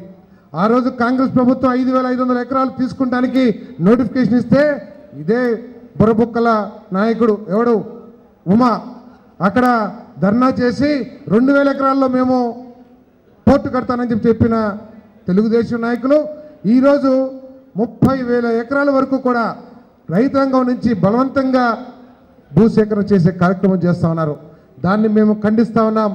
ప్రాజెక్టుకి ఎంతైతే అవసరం ఉందో అంత తీసుకుని వెంటనే బందర్ పోర్టు నిర్మాణాన్ని ప్రారంభించాలని చెప్పేసి మేము డిమాండ్ చేస్తూ ఉన్నాం.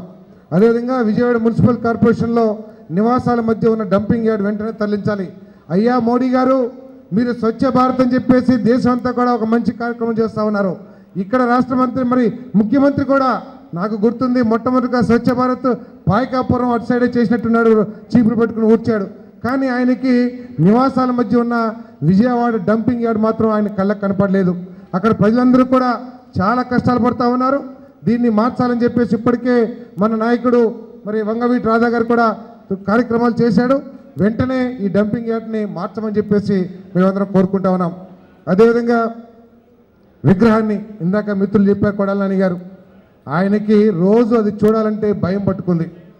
ఎందుకంటే ఎన్టీఆర్ పేరు చెప్తే 2 రూపాయల కిలో బియ్యం గుర్తుకు వస్తుంది.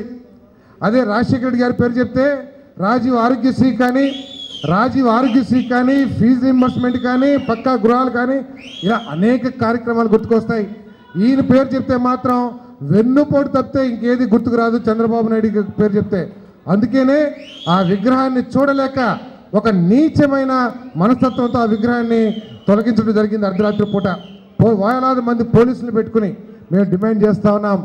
అది మున్సిపాలిటీ పూర్తి అనుమతితో నిర్మించిన విగ్రహం, అది స్థాపించిన విగ్రహం. అదే స్థలంలో మళ్ళీ రాజశేఖర రెడ్డి గారు అదే విగ్రహాన్ని పెట్టాలని చెప్పేసి మేము డిమాండ్ చేస్తూ ఉన్నాం. అదేవిధంగా జిల్లాలోని మినుము రైతులు, వరి రైతులకు చెల్లించాల్సిన ఇన్పుట్ సబ్సిడీ బకాయిలను కూడా వెంటనే చెల్లించమని చెప్పేసి డిమాండ్ చేస్తున్నాం. ఎంత నీచమైన నాయకుడు ఈ చంద్రబాబు నాయుడు గారు అంటే, ఆయన ఏది చేసినా కూడా డబ్బులు వస్తేనే చేస్తాడు. రైతాంగానికి, మినుములకి, రైతులకి ఇన్పుట్ సబ్సిడీ ఇవ్వాల్సిన బాధ్యత ప్రభుత్వం మీద ఉంది. ఎన్నో సంవత్సరాల నుంచి బకాయిలు ఉన్నాయి. కాంగ్రెస్ గవర్నమెంట్ చివరి కాలంలో ఈ మన జల్ తుఫాన్ అటువంటి తుఫాన్ల మూలంగా వచ్చిన నష్టపరిహారాన్ని ఇస్తానికి మాత్రం ఆయన చేతులు రావు. కానీ కాంట్రాక్టర్లకి 2013 నుంచి ధరలు పెరిగిపోయినాయంట, కాంట్రాక్టర్లకి నష్టం వచ్చిందంట, అదేవిధంగా పారిశ్రామికవేత్తలకు నష్టం వచ్చిందంట. ఆ ఇన్పుట్ సబ్సిడీలు అన్నీ మాత్రం పారిశ్రామికవేత్తలకి, కాంట్రాక్టర్లకి కొన్ని వేల కోట్ల రూపాయలు చెల్లించారు. కానీ మినుము రైతులకి, వరి రైతులకి ఇవ్వాల్సిన ఇన్పుట్ సబ్సిడీ ఈ రోజు వరకు కూడా చెల్లించలేదు. దాన్ని చెల్లించమని చెప్పేసి మేము డిమాండ్ చేస్తూ ఉన్నాం. అదేవిధంగా జిల్లాలో విజయవాడ నగరంలో నివాస గృహాల కొరతను తీర్చడం కోసం పేదవాళ్ళకు ప్రభుత్వ గృహాలు నిర్మించి ఇవ్వాలి, ఇళ్ల పట్టాలు రెగ్యులేషన్ చేయాలని చెప్పేసి మేము డిమాండ్ చేస్తున్నాం. ఒక్కసారి జ్ఞాపకం చేసుకోండి, ఆ రోజు రాజశేఖర రెడ్డి గారు ఏమన్నారు, మళ్ళీ నేను ఎన్నికలకి మీ దగ్గరికి వచ్చేటప్పటికీ ఒక్క గుడిసె కూడా ఉండకూడదు, ప్రతి ఒక్కళ్ళు కూడా పక్కా గృహాన్ని నిర్మించుకొని నేను వచ్చినప్పుడు ఏ ఒక్కళ్ళు కూడా మీ ప్రభుత్వం నాకు ఇల్లు ఇవ్వలేదని చెప్పేసి ఎవరు కూడా నాకు చెయ్యెత్తి చెప్పకూడదు. ప్రతి ఒక్కరికి కూడా సంతృప్తికరంగా ఇచ్చే కార్యక్రమం ఆ రోజు చేశాడు. ఈరోజు ఈ చంద్రబాబు నాయుడు గారు అధికారంలోకి వచ్చిన తర్వాత రాష్ట్రం మొత్తం మీద 10,000 ఇల్లు కూడా కట్టించని దౌర్భాగ్య ప్రభుత్వం ఇదని చెప్పేసి మనం చేస్తా ఉన్నాను. ఆ రోజు మనం కూడా ఇచ్చాం, ఇసుక ఉచితంగా ఇచ్చాం. ఎందుకు ఇచ్చాం? ఆ రోజు పేదవాళ్ళు ఇల్లు కట్టుకుంటున్నారు, ప్రభుత్వ సహాయంతో ఇల్లు కట్టుకునే వాళ్ళు ఇసుకని కొనుక్కోలేరు, వాళ్ళకి ఆర్థికంగా ఇంకొంత సహాయం చేద్దామని చెప్పేసి ఉచితంగా ఇసుక ఇస్తే ఈరోజు జిల్లాలో కనీసం 1000 ఇల్లు కూడా కట్టుకోకుండా ఉచిత ఇసుక ఇస్తున్నామని చెప్పేసి చెప్తున్న ప్రభుత్వం ఎవరికి ఇసుక ఇస్తుందో ఒక్కసారి మీరందరూ కూడా ఆలోచించాలి.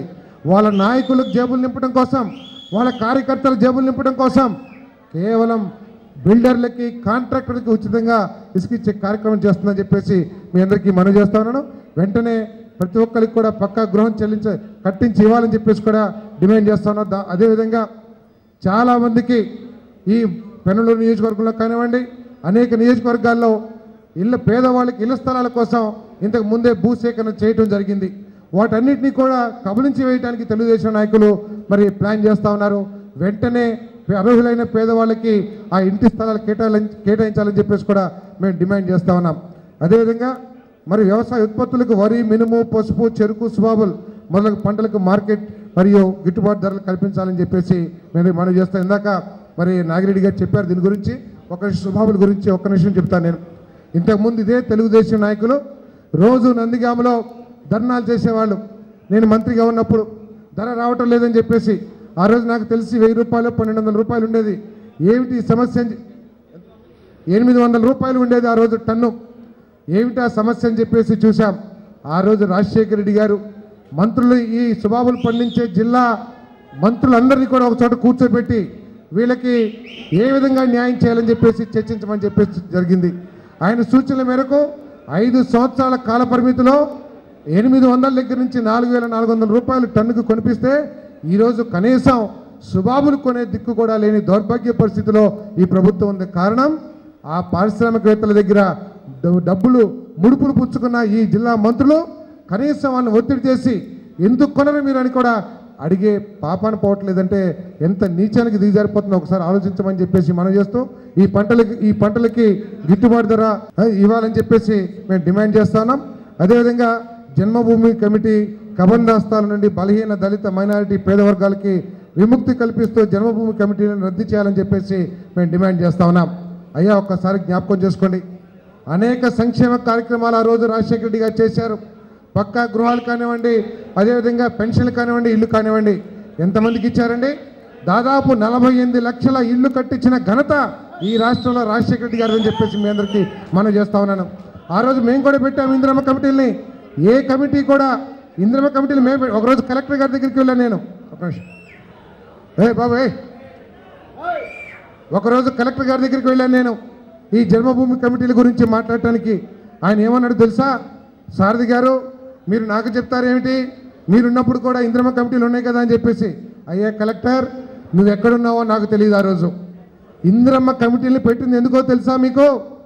ఇంటింటికి తిరిగి, గ్రామాన రోడ్డుకి తిరిగి, ఇంకెవరికైనా పెన్షన్ కావాలా, ఇంకెవరికైనా ఇల్లు కావాలా అని చెప్పేసి ఎతికి ఇమ్మని చెప్పేసి ఇందిరమ్మ కమిటీలు పెట్టాం. కానీ వాళ్ళ ఇష్టాల మీద, వాళ్ళ మరి దీని మీద ఇవ్వమని చెప్పేసి కాదని చెప్పేసి మనం చేశాను నేను.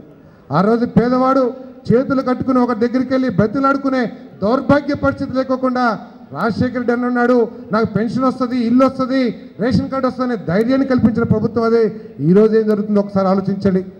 100 మంది ఇల్లు కోసం అప్లికేషన్ పెడితే 5 మందికి ఇస్తున్నారు. ఆ 5 మంది కూడా ఎవరికి ఇస్తున్నారు? చేతులు కట్టుకుని అయ్యా నీ బాంఛం ద్వారా, లేదా నీకు ఓటు వేస్తాను ద్వారా, లేదా నీ ఇష్టం వచ్చినట్టు నేను ఉంటాను ద్వారా అని చెప్పిన వాళ్ళకి మాత్రమే ఇస్తున్నారు. ఈ దౌర్భాగ్యం నుంచి పేదవాళ్ళు రక్షించమని చెప్పేసి జన్మభూమి కమిటీలు రద్దు చేయమని చెప్పేసి మేము డిమాండ్ చేస్తున్నాం. అదేవిధంగా వైఎస్ఆర్సీపీ కార్యకర్తలు, నాయకుల పట్ల ప్రభుత్వం అనుసరిస్తున్న దమన నీతిని ఖండిస్తున్నాం. వారి మీద పెట్టిన అక్రమ కేసులను వెంటనే రద్దు చేయాలి. ఒక్కటే, ఈరోజు ప్రభుత్వం కానీ వారి శాసనసభ్యులు కానీ ధైర్యంగా ప్రజల్లోకి వెళ్ళే ధైర్యం, దమ్ము లేని పరిస్థితి ఈరోజు. ఎందుకంటే గ్రామంలోకి వెళ్ళి ఎవరికి కూడా మేము ఇది చేశామని చెప్పుకోలేని దౌర్భాగ్య పరిస్థితుల్లో ఈరోజు తెలుగుదేశం శాసనసభ్యులు ఉన్నారు. అదేవిధంగా ఏ వర్గాన్ని కూడా తృప్తిపరచలేరు. ఒక ముస్లిం మైనారిటీ స్థానానికి వెళితే అయ్యా మాకు మంత్రి ఇవ్వలేదని చెప్పేసి అడుగుతారు. ఒక గిరిజనుల కాలనీకి వెళ్తే అయ్యా మీకు గిరిజనులు కనబడతలేదా ఈ రాష్ట్రంలో, ఒక్క మంత్రి కూడా ఇవ్వలేదని అడుగుతారు. అయ్యా మరి ఇంతమంది ఇల్లు లేవు మాకు, ఒక్క ఇల్లు కూడా ఇవ్వలేదని అడుగుతారు. అందుకనే పోలీసులు అడ్డం పెట్టుకుని వీళ్ళు గ్రామాల్లోకి వెళ్తున్నారు. ఎవరైనా సరే జన్మభూమి మీటింగుల్లో నాకు పెన్షన్ ఇవ్వండి అంటే వాళ్ళ మీద కేసు పెట్టే కార్యక్రమాలు చేస్తూ ఉన్నారు. ఎవరైనా ఎమ్మెల్యేని కానీ అధికారులు కానీ నిలదీస్తే ఎస్సీ ఎస్టీ కేసులు పెట్టే కార్యక్రమం చేస్తూ ఉన్నారు. ఇంకా పోతే కంచెచర్ల మండలంలో ఆఖరికి వైఎస్ఆర్ కాంగ్రెస్ పార్టీ కార్యకర్తను కూడా హతమార్చిన దౌర్భాగ్య పరిస్థితి మనం చూసాం.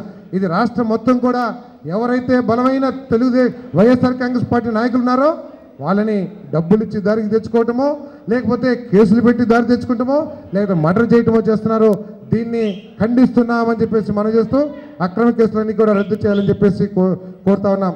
తెలుగుదేశం నాయకులు చేస్తున్న అక్రమ ఇసుక దందా, మట్టి దందా ఇవన్నీ కూడా మిత్రులు చెప్పారు, వాటన్నిటిని కూడా ఆపాలని చెప్పేసి మేము రిక్వెస్ట్ చేస్తా ఉన్నాం. అదేవిధంగా ఆఖరిగా కేంద్ర ప్రభుత్వం నుంచి మనకి రావాల్సిన హక్కుల్ని పునర్విభజన చట్టంలో మనకి కలిగించిన హక్కుల్ని తీసుకురావడంలో ఈ ప్రభుత్వం పూర్తిగా వైఫల్యమైంది. దానికి కారణం ఒకటి, ఓటుకి నోటు కేసులో నిర్లజ్జగా రెడ్ హ్యాండెడ్గా దొరికిపోయిన చంద్రబాబు నాయుడు గారు కేసీఆర్ దగ్గర మాట్లాడే దమ్ము లేదు, అదేవిధంగా మోడీ గారి దగ్గర నోరెత్తే దమ్ము లేక మనకు రావాల్సిన హక్కులన్నిటి కూడా గాలికి వదిలేస్తున్నాడని చెప్పేసి మనం చేస్తా ఉన్నాను. ఈరోజు ప్రత్యేక హోదా వస్తే చంద్రబాబు నాయుడు చెప్తా ఉన్నాడు 15 లక్షల కోట్ల రూపాయలు పెట్టుబడులు వచ్చినాయని చెప్పేసి. మేము అడుగుతా ఉన్నాం తెలుగుదేశం నాయకుల్ని, అయ్యా పెనులూరు నియోజకవర్గంలో ఎంత పెట్టావు, లేదు కృష్ణా జిల్లాలో ఎన్ని లక్షల కోట్లు తీసుకొచ్చావు, లేదా అనంతపురం జిల్లాలో ఎన్ని లక్షల కోట్లు తీసుకొచ్చావో లెక్కలు చెప్పమని అడుగుతా ఉన్నాం. అదేవిధంగా ఎంతమందికి ఉద్యోగాలు ఇచ్చావో అడుగుతా ఉన్నాం. చెప్తా ఉన్నాడు 30 లక్షలు ఇచ్చాడని చెప్పేసి. కృష్ణా జిల్లా నలుమూలల నుంచి కూడా వచ్చారు మీరందరూ కూడా. ఒక్కళ్ళన్నా చెప్పండి మా ఊర్లో పట్టుమని 5-10 మందికి ఈ ఉద్యోగాలు వచ్చినాయని చెప్పేసి చెప్పగలరా మిత్రులారా అని చెప్పేసి అడుగుతా ఉన్నా నేను. మరి 30 లక్షల ఉద్యోగాలు అంటే 175 కాన్స్టిట్యూన్సీ 30 లక్షలు ఇస్తే ఒక్కొక్క కాన్స్టిట్యున్సీకి దాదాపు 10,000 ఉద్యోగాలు వస్తాయి. 30 లక్షల ఉద్యోగాలు వచ్చాయి అంటాడు. ఎవరి చెవిలో పువ్వు పెడతావు చంద్రబాబు అని చెప్పేసి అడుగుతా ఉన్నాం. అదే నువ్వు కనుక ప్రత్యేక హోదా ఇచ్చినట్లయితే ఎంత నిస్సిగ్గుగా చెప్తున్నారంటే ఎటువంటి సబ్సిడీలు రావంటున్నారు. చాలా స్పష్టంగా ఉంది చట్టంలో. ఈ స్పెషల్ కేటగిరీ స్టేటస్ ఉన్న రాష్ట్రంలో ఎవరైతే ఫ్యాక్టరీ పెడతారో వాళ్ళకి ఎక్సైజ్ డ్యూటీ, అమ్మకం పన్ను వీటన్నిటిలో కూడా రాయితీ ఇస్తారు. ఆ రాయితీ అంతా కూడా పారిశ్రామికవేత్తకి లాభం చేకూరుతుంది. కాబట్టి ప్రతి పారిశ్రామికవేత్త కూడా హైదరాబాద్ మన ఆంధ్రప్రదేశ్కి వచ్చి పరిశ్రమ స్థాపించాలనే ఇంట్రెస్ట్తో వస్తాడు. అప్పుడు మనకి ఉద్యోగ అవకాశాలు కలుగుతాయి. కాబట్టి ప్రత్యేక హోదా సాధించమని చెప్పేసి కోరుతా ఉన్నాం, డిమాండ్ చేస్తా ఉన్నాం. కేంద్ర ప్రభుత్వాన్ని కూడా మాకు ప్రత్యేక హోదా ఇవ్వాలని చెప్పేసి కోరుతా ఉన్నాం. అదేవిధంగా మన ట్రేడ్ యూనియన్ తరపు నుంచి సమాన పనికి సమాన వేతనం, ఎందుకంటే ఒక్కొక్క పనికి ఒక్కొక్క రకంగా వేతనం నిర్ణయించే పరిస్థితులు ఉన్నాయి. దాన్ని ఖండించి సమాన పనికి సమాన వేతనం ఇవ్వాలని చెప్పేసి కూడా మేము డిమాండ్ చేస్తా ఉన్నాం. రైతాంగానికి లాభం చేకూర్చే విధంగా విద్యుత్ సరఫరాలో కానివ్వండి, బ్యాంకుల నుంచి ఆర్థిక సహాయం చేయడంలో కానివ్వండి ప్రత్యేక చర్యలు తీసుకోవాలని చెప్పేసి మీ అందరి అనుమతితో ఈ తీర్మానాలన్నింటినీ కూడా మరి ఆమోదిస్తా ఉన్నాం. మీరందరూ కూడా టప్పేట్లతో మీ అంగీకారాన్ని తెలపాల్సిందిగా కోరుతా ఉన్నాం. అదే చంద్రబాబు నాయుడు గారు వైఫల్యం గురించి గంటసేపు మాట్లాడినా 10% కూడా కవర్ కాదు. అంటే ఆయన గొప్పతనం కంటే ఈయన వైఫల్యం చాలా ఎక్కువ. సో ఇది మీ అందరికీ తెలిసిన విషయమే. దీని మీద మళ్ళీ కంటే కూడా దాని మీద చర్చ కంటే ఆవేదనతో ఏదైనా వ్యవసాయం గురించి మాట్లాడగానే రైతులు చాలా ఎక్కువగా ఆవేదన పడుతున్నారు. సో తప్పనిసరిగా చంద్రబాబు నాయుడు గారు 2004లో ముఖ్యమంత్రిగా దిగిపోయే నాటికి ఈ రాష్ట్రంలో సకాలంలో వర్షాలు లేవు, సకాలంలో ప్రాజెక్టుల నుంచి నీటి విడుదల లేదు, సో పంటలు సరిగా లేవు, పండిన పంటలకి గిట్టుబాటు ధర లేవు. జిల్లాలో 22 కేంద్ర సహకార బ్యాంకులు ఉంటే 18 బ్యాంకులు దివాళా తీసిన పరిస్థితి. భూముల ధరలు కుప్పకూలిపోయినాయి. భూములు అమ్మి బ్యాంకులకు రుణాలు చెల్లిద్దామంటే భూములు కొనేవాళ్ళు లేని పరిస్థితి. ఆయన నా రికార్డులు నేనే బ్రేక్ చేస్తానని చెప్తున్నారు. మళ్ళీ ఈ 3 సంవత్సరాల్లోనే ఇవాళ తీసుకుంటే సకాలంలో వర్షాలు లేవు, సాగు ఏరియా గణనీయంగా పడిపోయింది. ఈ ఒక్క సంవత్సరమే 10 లక్షల హెక్టార్లలో సాగు భూమి తగ్గిపోయింది. 12 లక్షల హెక్టార్లో సాగు జరిగిన భూమి ఎండిపోయింది. సో మీకు ధరలు లేవు. మళ్ళీ తిరిగి అప్పుల పాలైపోయిన పరిస్థితి. మన రాష్ట్రం వ్యవసాయక రాష్ట్రం, తెలంగాణ పారిశ్రామిక రాష్ట్రం. ఇవాళ విభజన జరిగిన తర్వాత తెలంగాణలో మంచి వర్షాలు పడుతున్నాయి, మంచి పంటలు పడుతున్నాయి, తెలంగాణ మొత్తం భూమి ధరలు పెరుగుతున్నాయి. ఆంధ్రప్రదేశ్లో 13 జిల్లాల్లోనూ కూడా వాళ్ళ భూమి ధరలు కుప్పకూలిపోతున్నాయి. భూమి అమ్మడానికి కూడా లేని పరిస్థితి. ఆయన రికార్డు ఆయన బ్రేక్ చేస్తాడు. సరిగ్గా వ్యవసాయం గురించి తప్పనిసరిగా అంటే రేపు మన జాతీయ నేషనల్ ప్లేనరీలో 18వ తారీఖు మొట్టమొదటి రోజు నేను వ్యవసాయం గురించి మాట్లాడతాను డీటెయిల్స్ గాను. సో జగన్మోహన్ రెడ్డి గారు ఇవాళ వాస్తవ విషయం, నేను పార్టీ రైతు విభాగంగా అధ్యక్షుడిగా వచ్చినప్పుడు వ్యవసాయ విభాగం గురించి లేకపోతే దేని గురించి జగన్మోహన్ రెడ్డి గారికి నేను చెప్పే పరిస్థితి. కానీ ఇవాళ జగన్మోహన్ రెడ్డి గారు ప్రతి జిల్లాలోనూ ప్రతి మండలంలోనూ ఎక్కడ ఏ రైతు పరిస్థితి ఏంటో ఏ పంట పరిస్థితి ఏంటో ఆయన నాకు చెప్పే పరిస్థితి. దేని మీద అయినా సరే ఒక ఇంటలెక్చువల్ పర్సన్ జగన్మోహన్ రెడ్డి గారు, స్టడీ చేయకుండా ప్రూఫ్ లేకుండా మాట్లాడు జగన్మోహన్ రెడ్డి గారు. సో డెఫినెట్గా తిరిగి మళ్ళీ మంచి రోజులు మనకు రాబోతాయి, ఆ రోజుల కోసం చూద్దాం. అయితే ఈరోజు మనం తీర్మానాల్లో ప్రవేశపెట్టే తీర్మానాల్లో నాకు సంబంధించి ఒక దాని మీద వరకు మాట్లాడతాను. పులిచింతల ప్రాజెక్ట్ ఇది కొన్ని దశాబ్దాల పాటు కృష్ణా జిల్లాలోని నాయకులందరూ కూడా పులిచింతల ప్రాజెక్టు కోసం అనేక పోరాటాలు చేయడం జరిగింది. ఎన్టీ రామారావు గారు ముఖ్యమంత్రిగా ఉండగా ఈ జిల్లా నుంచి అఖిలపక్ష నాయకుల తరఫున ఎకరానికి బస్తా ధాన్యం చొప్పున అంటే 13 లక్షల ఎకరాలకి 13 బస్తాల ధాన్యం 5 సంవత్సరాల పాటు అంటే 65 లక్షల బస్తాల ధాన్యం మేము స్వచ్ఛందంగా ఇస్తాం, ప్రాజెక్టుని చేపట్టమని ఎన్టీ రామారావు గారికి విజ్ఞప్తి చేయడం జరిగింది. ఆ తర్వాత 1988లో ఎన్టీ రామారావు గారు పులిచింతల ప్రాజెక్టు శంకుస్థాపన చేశారు. సో పర్మిషన్ల కోసం ప్రయత్నం చేశారు. 1999లోనే 89లోనే ఆయన దిగిపోయారు. మరలా 94లో ముఖ్యమంత్రి కాగానే 3 రోజులకే సో నాగేంద్రనాథ్ గారు నేను ఆయన పెస్తులో కూర్చున్నాం. అప్పుడు మళ్ళీ లోక్సత్తా జయప్రకాష్ నారాయణ గారు ఆయన పర్సనల్ సెక్రటరీ. మరలా పులిచింతల విషయం వచ్చింది. తప్పనిసరిగా నేను ఏమైనా సరే పులిచింతలు టేకప్ చేస్తాను అని ఎన్టీ రామారావు చెప్పడం జరిగింది. మళ్ళీ 95లో దిగిపోయారు. 9 సంవత్సరాల కాలంలో చంద్రబాబు నాయుడు గారు కనీసం పులిచింతల గురించి ఆలోచన చేయలే. కానీ రాజశేఖర రెడ్డి గారు జలయజ్ఞంలో మొట్టమొదటిగా చేపట్టిన ప్రాజెక్ట్ పులిచింతల ప్రాజెక్ట్. సో మొట్టమొదటి పూర్తి చేసిన ప్రాజెక్ట్ నిజామాబాద్ జిల్లా ఆలీసాగర్ ప్రాజెక్ట్. ఆయనకి ఒక ప్రాంతం విభేదాలు కాదు, అన్ని ప్రాంతాలకి సమన్యాయం జరగాలని తీసుకున్న కార్యక్రమం. మరలా పులిచింతల ప్రాజెక్టు మొదలు పెట్టగానే ఈ జిల్లా నుంచి నాయకులు ఇవాళ కొంతమంది అందులో తెలుగుదేశంలో ప్రధాన నాయకులుగానే ఉన్నారు.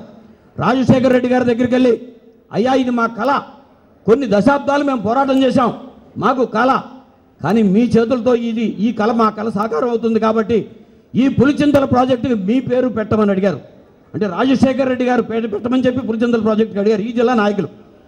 ఆయన ఒక నవ్వు నవ్వి అరే మీ జిల్లా నుంచి జాతి గర్వించే ఇంజనీర్ మీ జిల్లా నుంచి ఉంటే నా పేరు పెట్టమని మీరు ఎట్లా అడుగుతున్నారు అని చెప్పి కేఎల్ రావు గారి పేరుతో పులిచింతల ప్రాజెక్టు పేరు పెట్టారు రాజశేఖర రెడ్డి గారు. ఈరోజు ఈ జిల్లా ప్లేనరీ సమావేశాలు నిర్వహిస్తున్నాం. మొన్న పోయిన నెలలో ప్రతి నియోజకవర్గంలోనూ నియోజకవర్గ స్థాయి ప్లేనరీ నిర్వహించి జిల్లా ప్లేనరీ నిర్వహించుకుని రేపు 8-9 తారీఖుల్లో రాష్ట్ర స్థాయి ప్లేనరీకి మన జిల్లాలో ఉన్నటువంటి సమస్యల్ని తీసుకువెళ్ళాలన్నటువంటి ఉద్దేశంతో ఈ కార్యక్రమాలు నిర్వహించడం జరుగుతుంది. అయితే ముందుగా వైఎస్ఆర్ కాంగ్రెస్ పార్టీ అధ్యక్షులు వైఎస్ జగన్మోహన్ రెడ్డి గారి గురించి ఒక 4 మాటలు చెప్పాల్సినటువంటి అవసరం ఉంది. ఈరోజు ఈ రాష్ట్రంలో అధికారంలో తెలుగుదేశం పార్టీ ఉంది, ప్రతిపక్షంలో వైఎస్ఆర్ కాంగ్రెస్ పార్టీ జగన్మోహన్ రెడ్డి గారు ప్రతిపక్ష నాయకులుగా ఉన్నారు. నేను జగన్మోహన్ రెడ్డి గారిని అతి దగ్గర నుంచి 5 సంవత్సరాల నుంచి ఆయనతో కలిసి పనిచేయడం జరుగుతుంది.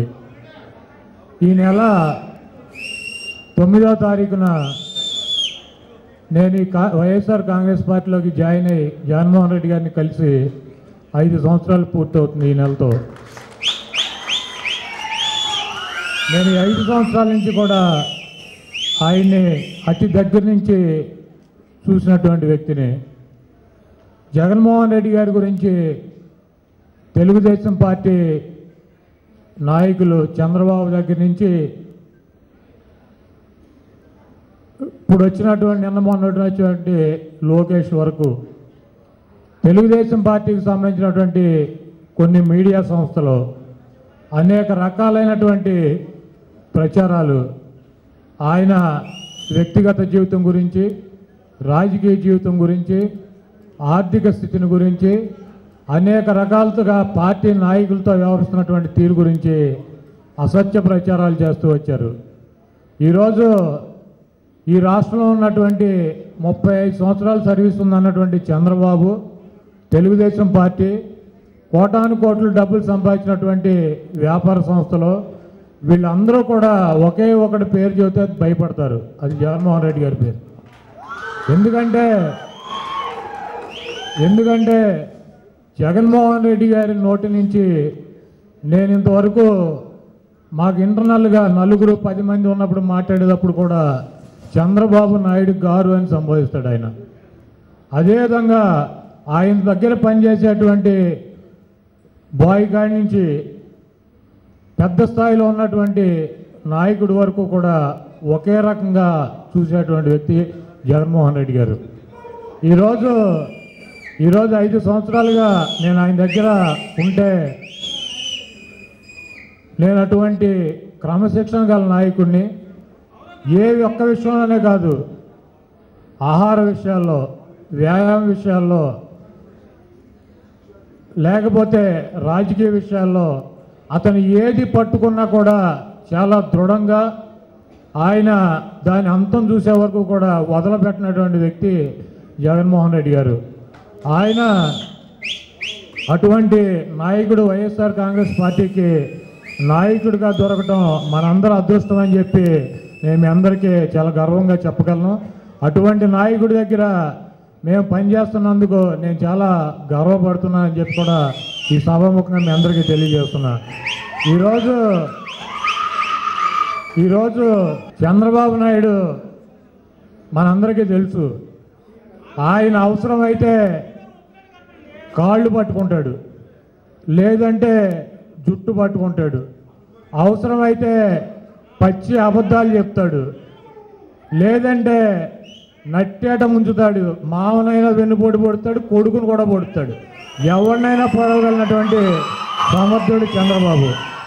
ఓట్లు కావాలంటే ఆల్ ఫ్రీ బాబు, రాజశేఖర రెడ్డి గారితో చెప్పాడు 2009లో ఆల్ ఫ్రీ బాబు అని, అన్నీ ఉచితంగా ఇస్తానంటాడు. అధికారంలోకి వచ్చినాక నేను ఉచితంగా ఇస్తే మీరు కూర్చుని తింటారా, మీరు ఏం చేస్తారని చెప్పి అడుగుతాడు. కాబట్టి జగన్మోహన్ రెడ్డి గారు నీతిగా నిజాయితీగా ఆడిన మాట తప్పనని చెప్పి రాజశేఖర రెడ్డి గారి ఆశయాలకు కట్టుబడి నీతిగా నిజాయితీగా నిజాలు చెప్పాడు. కాబట్టి 2014 ఎన్నికల్లో జగన్మోహన్ రెడ్డి గారు ప్రతిపక్షానికి పరిమితం అయ్యాడు. చంద్రబాబు నాయుడు అబద్ధాలు చెప్పాడు. కాబట్టి ఈ రాష్ట్రంలో ఉన్నటువంటి మహిళలను కానివ్వండి, రైతులను కానివ్వండి, యువతని కానివ్వండి, ఒకళ్ళని కాదు, ఈ రాష్ట్రంలో 5 కోట్ల మందిని మోసం చేసినటువంటి మోసగాడు. కాబట్టి పవన్ కళ్యాణ్ కాళ్ళు పట్టుకున్నాడు, మోడీ గారి కాళ్ళు పట్టుకున్నాడు. కాబట్టి ముఖ్యమంత్రి అయ్యాడు చంద్రబాబు నాయుడు. ఈరోజు మనందరం కూడా ఆలోచించాల్సినటువంటి విషయం, ఈరోజు ఈ రాష్ట్రంలో 175 స్థానాల్లో జగన్మోహన్ రెడ్డి గారు ఒంటరిగా పోటీ చేసినా కూడా 150 సీట్లు సాధించగలిగినటువంటి దమ్ము, ధైర్యం, సత్తా ఉన్నటువంటి పార్టీ రాష్ట్రంలో ఉందంటే అది వైఎస్ఆర్ కాంగ్రెస్ పార్టీ. ఈరోజు ఈ రాష్ట్రంలో ఉన్నటువంటి వైఎస్ఆర్ కాంగ్రెస్ పార్టీకి బడుగు వర్గాలు, బలహీన వర్గాలు, మైనార్టీస్, అనేక వర్గాలు తోడుగా ఉన్నాయి. జగన్మోహన్ రెడ్డి గారు గుడివాళ్ళ నన్ను కాదు, లేదా ఇక్కడ సారథను కాదు, ముక్కు మొహాలకి తెలవని వాళ్ళకి సీట్ ఇచ్చినా కూడా 40 నుంచి 45% ఓటింగ్ వచ్చేటువంటి పరిస్థితి వైఎస్ఆర్ కాంగ్రెస్ పార్టీకి ఉంది. ఈరోజు వైఎస్ఆర్ కాంగ్రెస్ పార్టీ అధికారంలోకి రావాలంటే ఇక్కడ ఉన్నటువంటి నాయకులు కానీ, లేకపోతే ఇక్కడ ఉన్నటువంటి కార్యకర్తలు కానీ, వైఎస్ఆర్ అభిమానులు కానీ, జగన్మోహన్ రెడ్డి గారి అభిమానులు కానీ 4 నుంచి 5% ఓటింగ్ కనుక తెచ్చుకోగలిగితే ప్రతి స్థానం కూడా, ప్రతి సీటు కూడా వైఎస్ఆర్సీపీ గెలుస్తుందని చెప్పి నాకున్నటువంటి రాజకీయ పరిజ్ఞానంతో మీ అందరికీ తెలియజేస్తున్నా.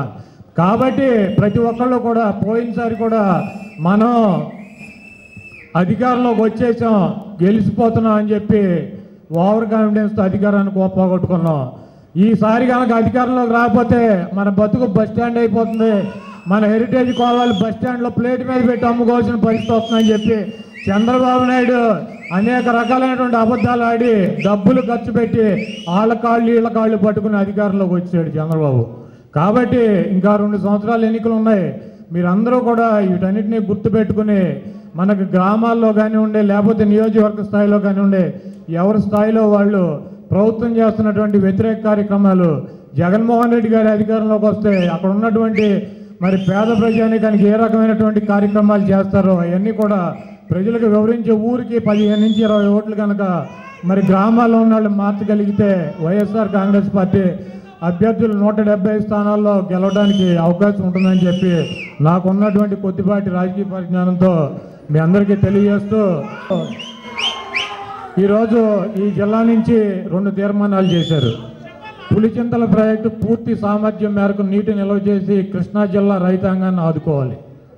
ఇది కనుక జరిగితే రాజశేఖర రెడ్డి గారు దేవుడు అవుతాడు.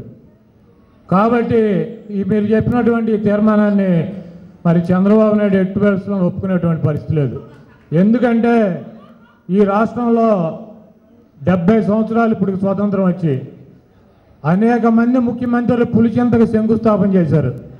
ఒక్క ముఖ్యమంత్రి కూడా పని ప్రారంభించలేనటువంటి పరిస్థితిలో పులిచింతలు ఏడుస్తే 2004లో రాజశేఖర రెడ్డి గారు ముఖ్యమంత్రి అయినాక ఈ ప్రాజెక్టును శంకుస్థాపన చేసి ఆయన చనిపోయి 5 సంవత్సరాల్లో 80% పని పూర్తి చేసినటువంటి మహోన్నతమైనటువంటి వ్యక్తి రాజశేఖర రెడ్డి గారు.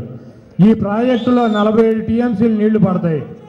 దాదాపు 1300 కోట్ల రూపాయలు ఈ ప్రాజెక్టుకు ఖర్చు పెడితే మరి నల్గొండ జిల్లాలో తెలంగాణ ప్రభుత్వానికి R&R ప్యాకేజీ కింద 135 కోట్ల రూపాయలు ఏపీ ప్రభుత్వం కడితే 47 టీఎంసీలు నీరు ఆ ప్రాజెక్టులో నిలవబెట్టుకోవచ్చు.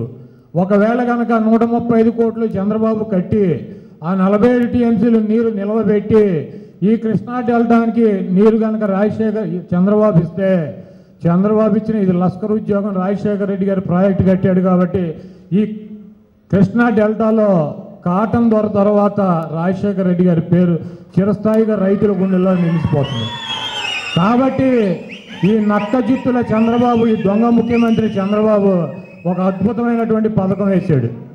ఏంటంటే ఆ పథకం పులిచింతల పక్కన పెట్టి రాజశేఖర రెడ్డి గారు తవ్వినటువంటి పోలవరం రైట్ కెనాల్లో ఒక 24 మోటార్లు బిగించాడు. బిగించి గోదావరి నుంచి నీళ్లు తీసుకొచ్చి కృష్ణానదిలో కలుపుతాడు. ఆ నీళ్లను రైతాంగానికి ఇచ్చి ఈయన కాపాడతాడు. అంటే ఉన్నటువంటి పులిచింతలను 135 కోట్లు R&R ప్యాకేజీ కడితే 40 టీఎంసీలు దాంట్లో స్టోర్ చేసి వాడుకోవచ్చు. ఈ చంద్రబాబు నాయుడు 170 కోట్ల రూపాయలు కరెంటు బిల్లు కట్టి ఆ బిగించినటువంటి మోటార్లకి 50 టీఎంసీలు నీళ్లు తీసుకొచ్చి ఇక్కడ రైతాన్ని కాపాడినట్టు బిల్డప్ ఇస్తాడు. దాంట్లో ఈ కుట్రతోనే ఈ దేవినేని ఉమ, ఈ సిగ్గులేనటువంటి రాజశేఖర రెడ్డి గారు కాలువలు తవ్వుతుంటే వీడు కుక్కలాగా ఏడ్చాడు. ఇక్కడ కాలువలు తవ్వుతున్నాడు తినేస్తున్నారని. ఆయన తవ్వినట్టు కాలువల్లో నీళ్లు తెచ్చినటువంటి ఈ సిగ్గులేని ఉమ, ఈ దేవినేని ఉమ, ఈ చవట, ఈ దద్దమ్మ వీడు వెళ్ళి అక్కడ నూజివీడి దగ్గర పూలేసి ఆ నీళ్ళని రంపని పిలుస్తాడు వీడు. అదేవిధంగా ఇక్కడికి వచ్చినాక ఈ చంద్రబాబు నాయుడు పని పాట లేనటువంటి చంద్రబాబు నాయుడు అక్కడ ఉన్నటువంటి బురద నీళ్లు నెత్తిని చల్లుకొని మొత్తం ఉన్నాళ్ళ చొక్కాలన్నీ ఖరాబు చేస్తాడు ఈ ముఖ్యమంత్రి. అవి 2 మీడియాల్లో పబ్లిసిటీ ఇచ్చి ఈ కృష్ణా డెల్టా మొత్తాన్ని నేనే కాపాడా, 112 సంవత్సరాల నుంచి ఇక్కడ అంతా రైతాంగం వ్యవసాయం చేయకుండా అడుక్కు తింటున్నారు, నేను వచ్చి పోలవరం మోటార్లు బిగించినాక పట్టిసే మోటార్లు ఇదంతా సత్యసేవలు అని చెప్పుకున్నటువంటి ప్రయత్నం. ఆ ప్రయత్నంలోనే ఈ ప్రభుత్వం, ఈ దుర్మార్గ ప్రభుత్వం ఇక్కడ ఇంకో తీర్మానం పెట్టారు. రాజశేఖర రెడ్డి గారి విగ్రహాన్ని దివంగత మహానేత జలయజ్ఞ ప్రజాత పేదల పాలిట పెన్నిది శ్రీ వైఎస్ రాజశేఖర రెడ్డి గారి కాంస్య విగ్రహం తిరిగి అదే స్థానంలో పెట్టాలని ఒక తీర్మానం. ఆ విగ్రహం ఎట్టి బస్సులో పెట్టరు. ఎందుకంటే అది విజయవాడ నడిబొడ్డున రాజశేఖర రెడ్డి గారు పులిచింతల ప్రాజెక్టు నమూనా మీద ఆయన చెయ్యెత్తి నిలబడి ఉంటాడు. ఆ ప్రాజెక్టు పులిచింతల నమూనా రాజశేఖర రెడ్డి గారి బొమ్మ చూడగానే ఈ రాష్ట్రంలో ఈ డెల్టాలో ఉన్నటువంటి రైతాంగానికి రాజశేఖర రెడ్డి గారు గుర్తొస్తాడు.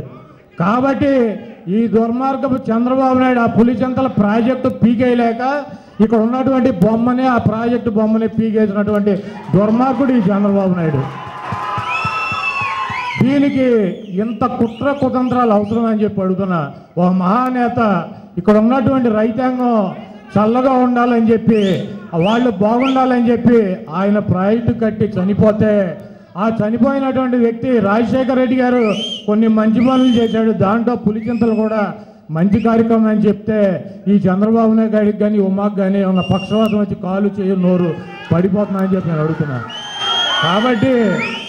కాబట్టి ఈ రాష్ట్రంలో ఇక్కడ ఉన్నటువంటి ఈ డెల్టాలో ఉన్నటువంటి కృష్ణా డెల్టాలో ఉన్నటువంటి రైతాంగానికి చంద్రబాబు నాయుడు పట్టి సేవ నుంచి ఎంత కరెంటు బిల్లు కడుతున్నాడు, ఎన్ని నీళ్లు తీసుకొస్తున్నాడు, ఎన్ని నీళ్లు సముద్రం పాలు చేస్తున్నాడు, ఊరికినే పనికి మాలిన పబ్లిసిటీ కోసం ఎంత ఖర్చు పెడుతున్నాడు అన్నది ఇక్కడ గ్రామాల్లో ప్రతి వైఎస్ఆర్ కాంగ్రెస్ పార్టీ నాయకులు కార్యకర్తలు తిరిగి రైతాంగానికి చెప్పాల్సినటువంటి అవసరం మన మీద ఉందని చెప్పి తెలియజేస్తూ 2019 ఎన్నికల్లో మనందరం కలిసికట్టుగా కనుక పనిచేస్తే ఈ రాష్ట్రానికి జగన్మోహన్ రెడ్డి గారు ముఖ్యమంత్రి అవుతాడు. జగన్మోహన్ రెడ్డి గారు ముఖ్యమంత్రి అయితే మరి ఇక్కడ ఈ ప్రాంతంలో ఉన్నటువంటి బడుగు వర్గాలకి, బలహీన వర్గాలకి, పేద వర్గాలకి రాజశేఖర రెడ్డి గారు పెట్టినటువంటి అద్భుతమైనటువంటి పథకాలు మరి ప్రతి నిరుపేదకి అనారోగ్యం వచ్చినప్పుడు వైద్యం చేయించుకోలేక చనిపోవటమే మార్గంగా ఉన్నప్పుడు మరి కార్పొరేట్ హాస్పిటల్కి తీసుకెళ్లి వైద్యం చేయించి ఈ రాష్ట్రంలో అనేక మంది నిరుపేదలను బతికించినటువంటి దేవుడి రూపంలో ఉన్నటువంటి దేవుడు వైఎస్ రాజశేఖర రెడ్డి గారు. ఆయన ఒక డాక్టర్గా పెట్టాడు ఆ పథకం.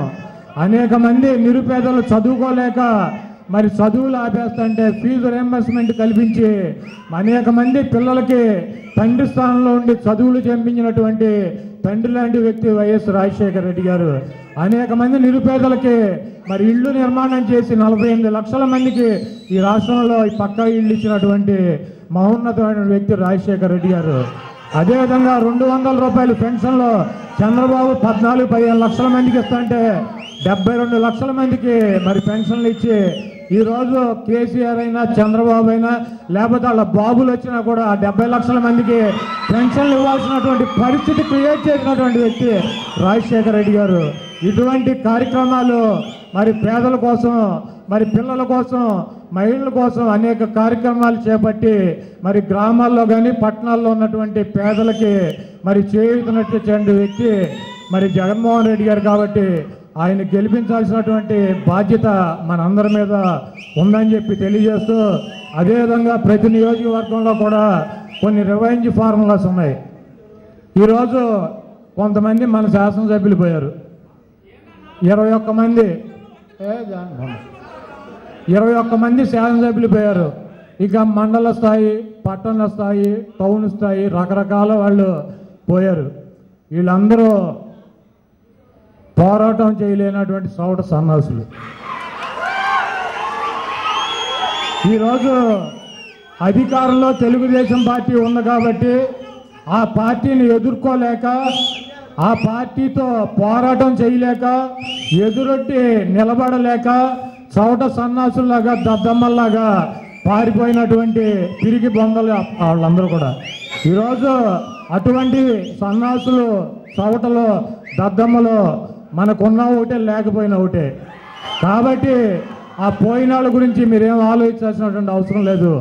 ఈరోజు వైఎస్ఆర్ కాంగ్రెస్ పార్టీలో ఓడినా గెలిచినా ఏమైపోయినా జగన్మోహన్ రెడ్డి గారి వెనకాల నిలబడతాకి నేను కానివ్వండి, మీరందరూ కానివ్వండి, మనందరం ఉన్నాం. కాబట్టి మనం 2019 ఎన్నికల్లో జరిగేటువంటి సంగ్రామంలో ఆస్తులు పోయినా, ప్రాణాలు పోయినా, ఏది పోయినా కూడా ఈ తెలుగుదేశం పార్టీని గద్దె దించడానికి మనందరం చేయి కలిపి మనందరం ముందుకు నడిచి జగన్మోహన్ రెడ్డి గారిని మరి ముఖ్యమంత్రి పీఠం మీద కూర్చుపోయినేదాకా మనం ఎవరం కూడా విశ్రమించొద్దని చెప్పి మీ అందరికీ తెలియజేస్తూ, నాకు ఇంత గొప్ప అవకాశం కల్పించినటువంటి పార్థసారథి గారికి ధన్యవాదాలు తెలుపుతూ సెలవు తీసుకుంటాను.